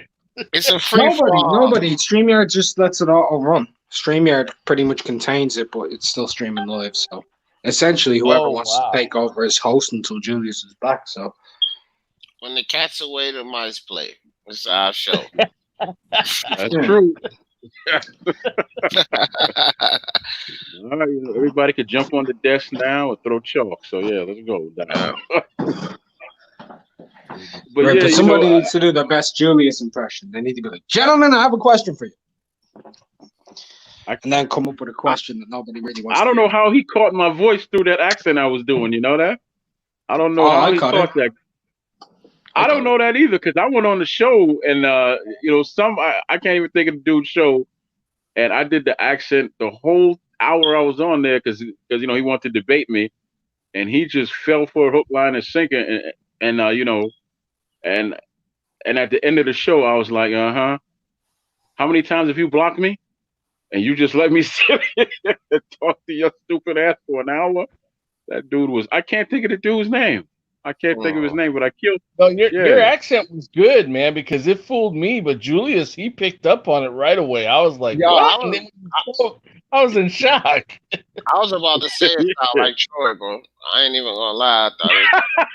I was about to say it sound like Troy, but I mean, I didn't know it was you, but I damn sure was about to say it sound like you. So, we separate the powerful pound rankings, yeah, and just make a welterweight rankings. Champions. Okay. Would Crawford be ahead of Errol Spence as a welterweight? That's a damn good question, and I don't think so. Yes. That again, that's just my opinion because who has Spence beat besides Porter? He beat two champions. Yeah. Who are they? Kell Brook and Sean Porter. Right. Kell Brook? Kell Brook was the champion when Spence beat him, and so was Sean Porter. And Crawford's only beat one, which is Jeff Horn. And you can't talk about the caliber of champion because Kell Brook and Sean Porter were better champions than Jeff Horn. They're both better boxers than Jeff Horn, clearly. They both had title defenses. Yep. Right. So it would have to be Errol Spence if we just going to go off 147. He's a unified champ, which is Crawford sitting over there with one belt. So if we're just going off 147, it's but that's because of politics. That's because of politics. Because if there wasn't no politics, they would have fought each other already, and we would be having a different conversation. Okay, Troy, can I ask you a question? Yes, sir. Can you rate a fighter for who they don't fight? No, man. Come on now. Well, there you go. But here's the thing, though. Crawford did ask him for the fight. Spence wouldn't oblige. So what? I still can't say that he's better than him. That should even it up a little for Crawford, shouldn't it? And you can't say that he would beat fighter A would beat fighter B based on the fact of who they fought.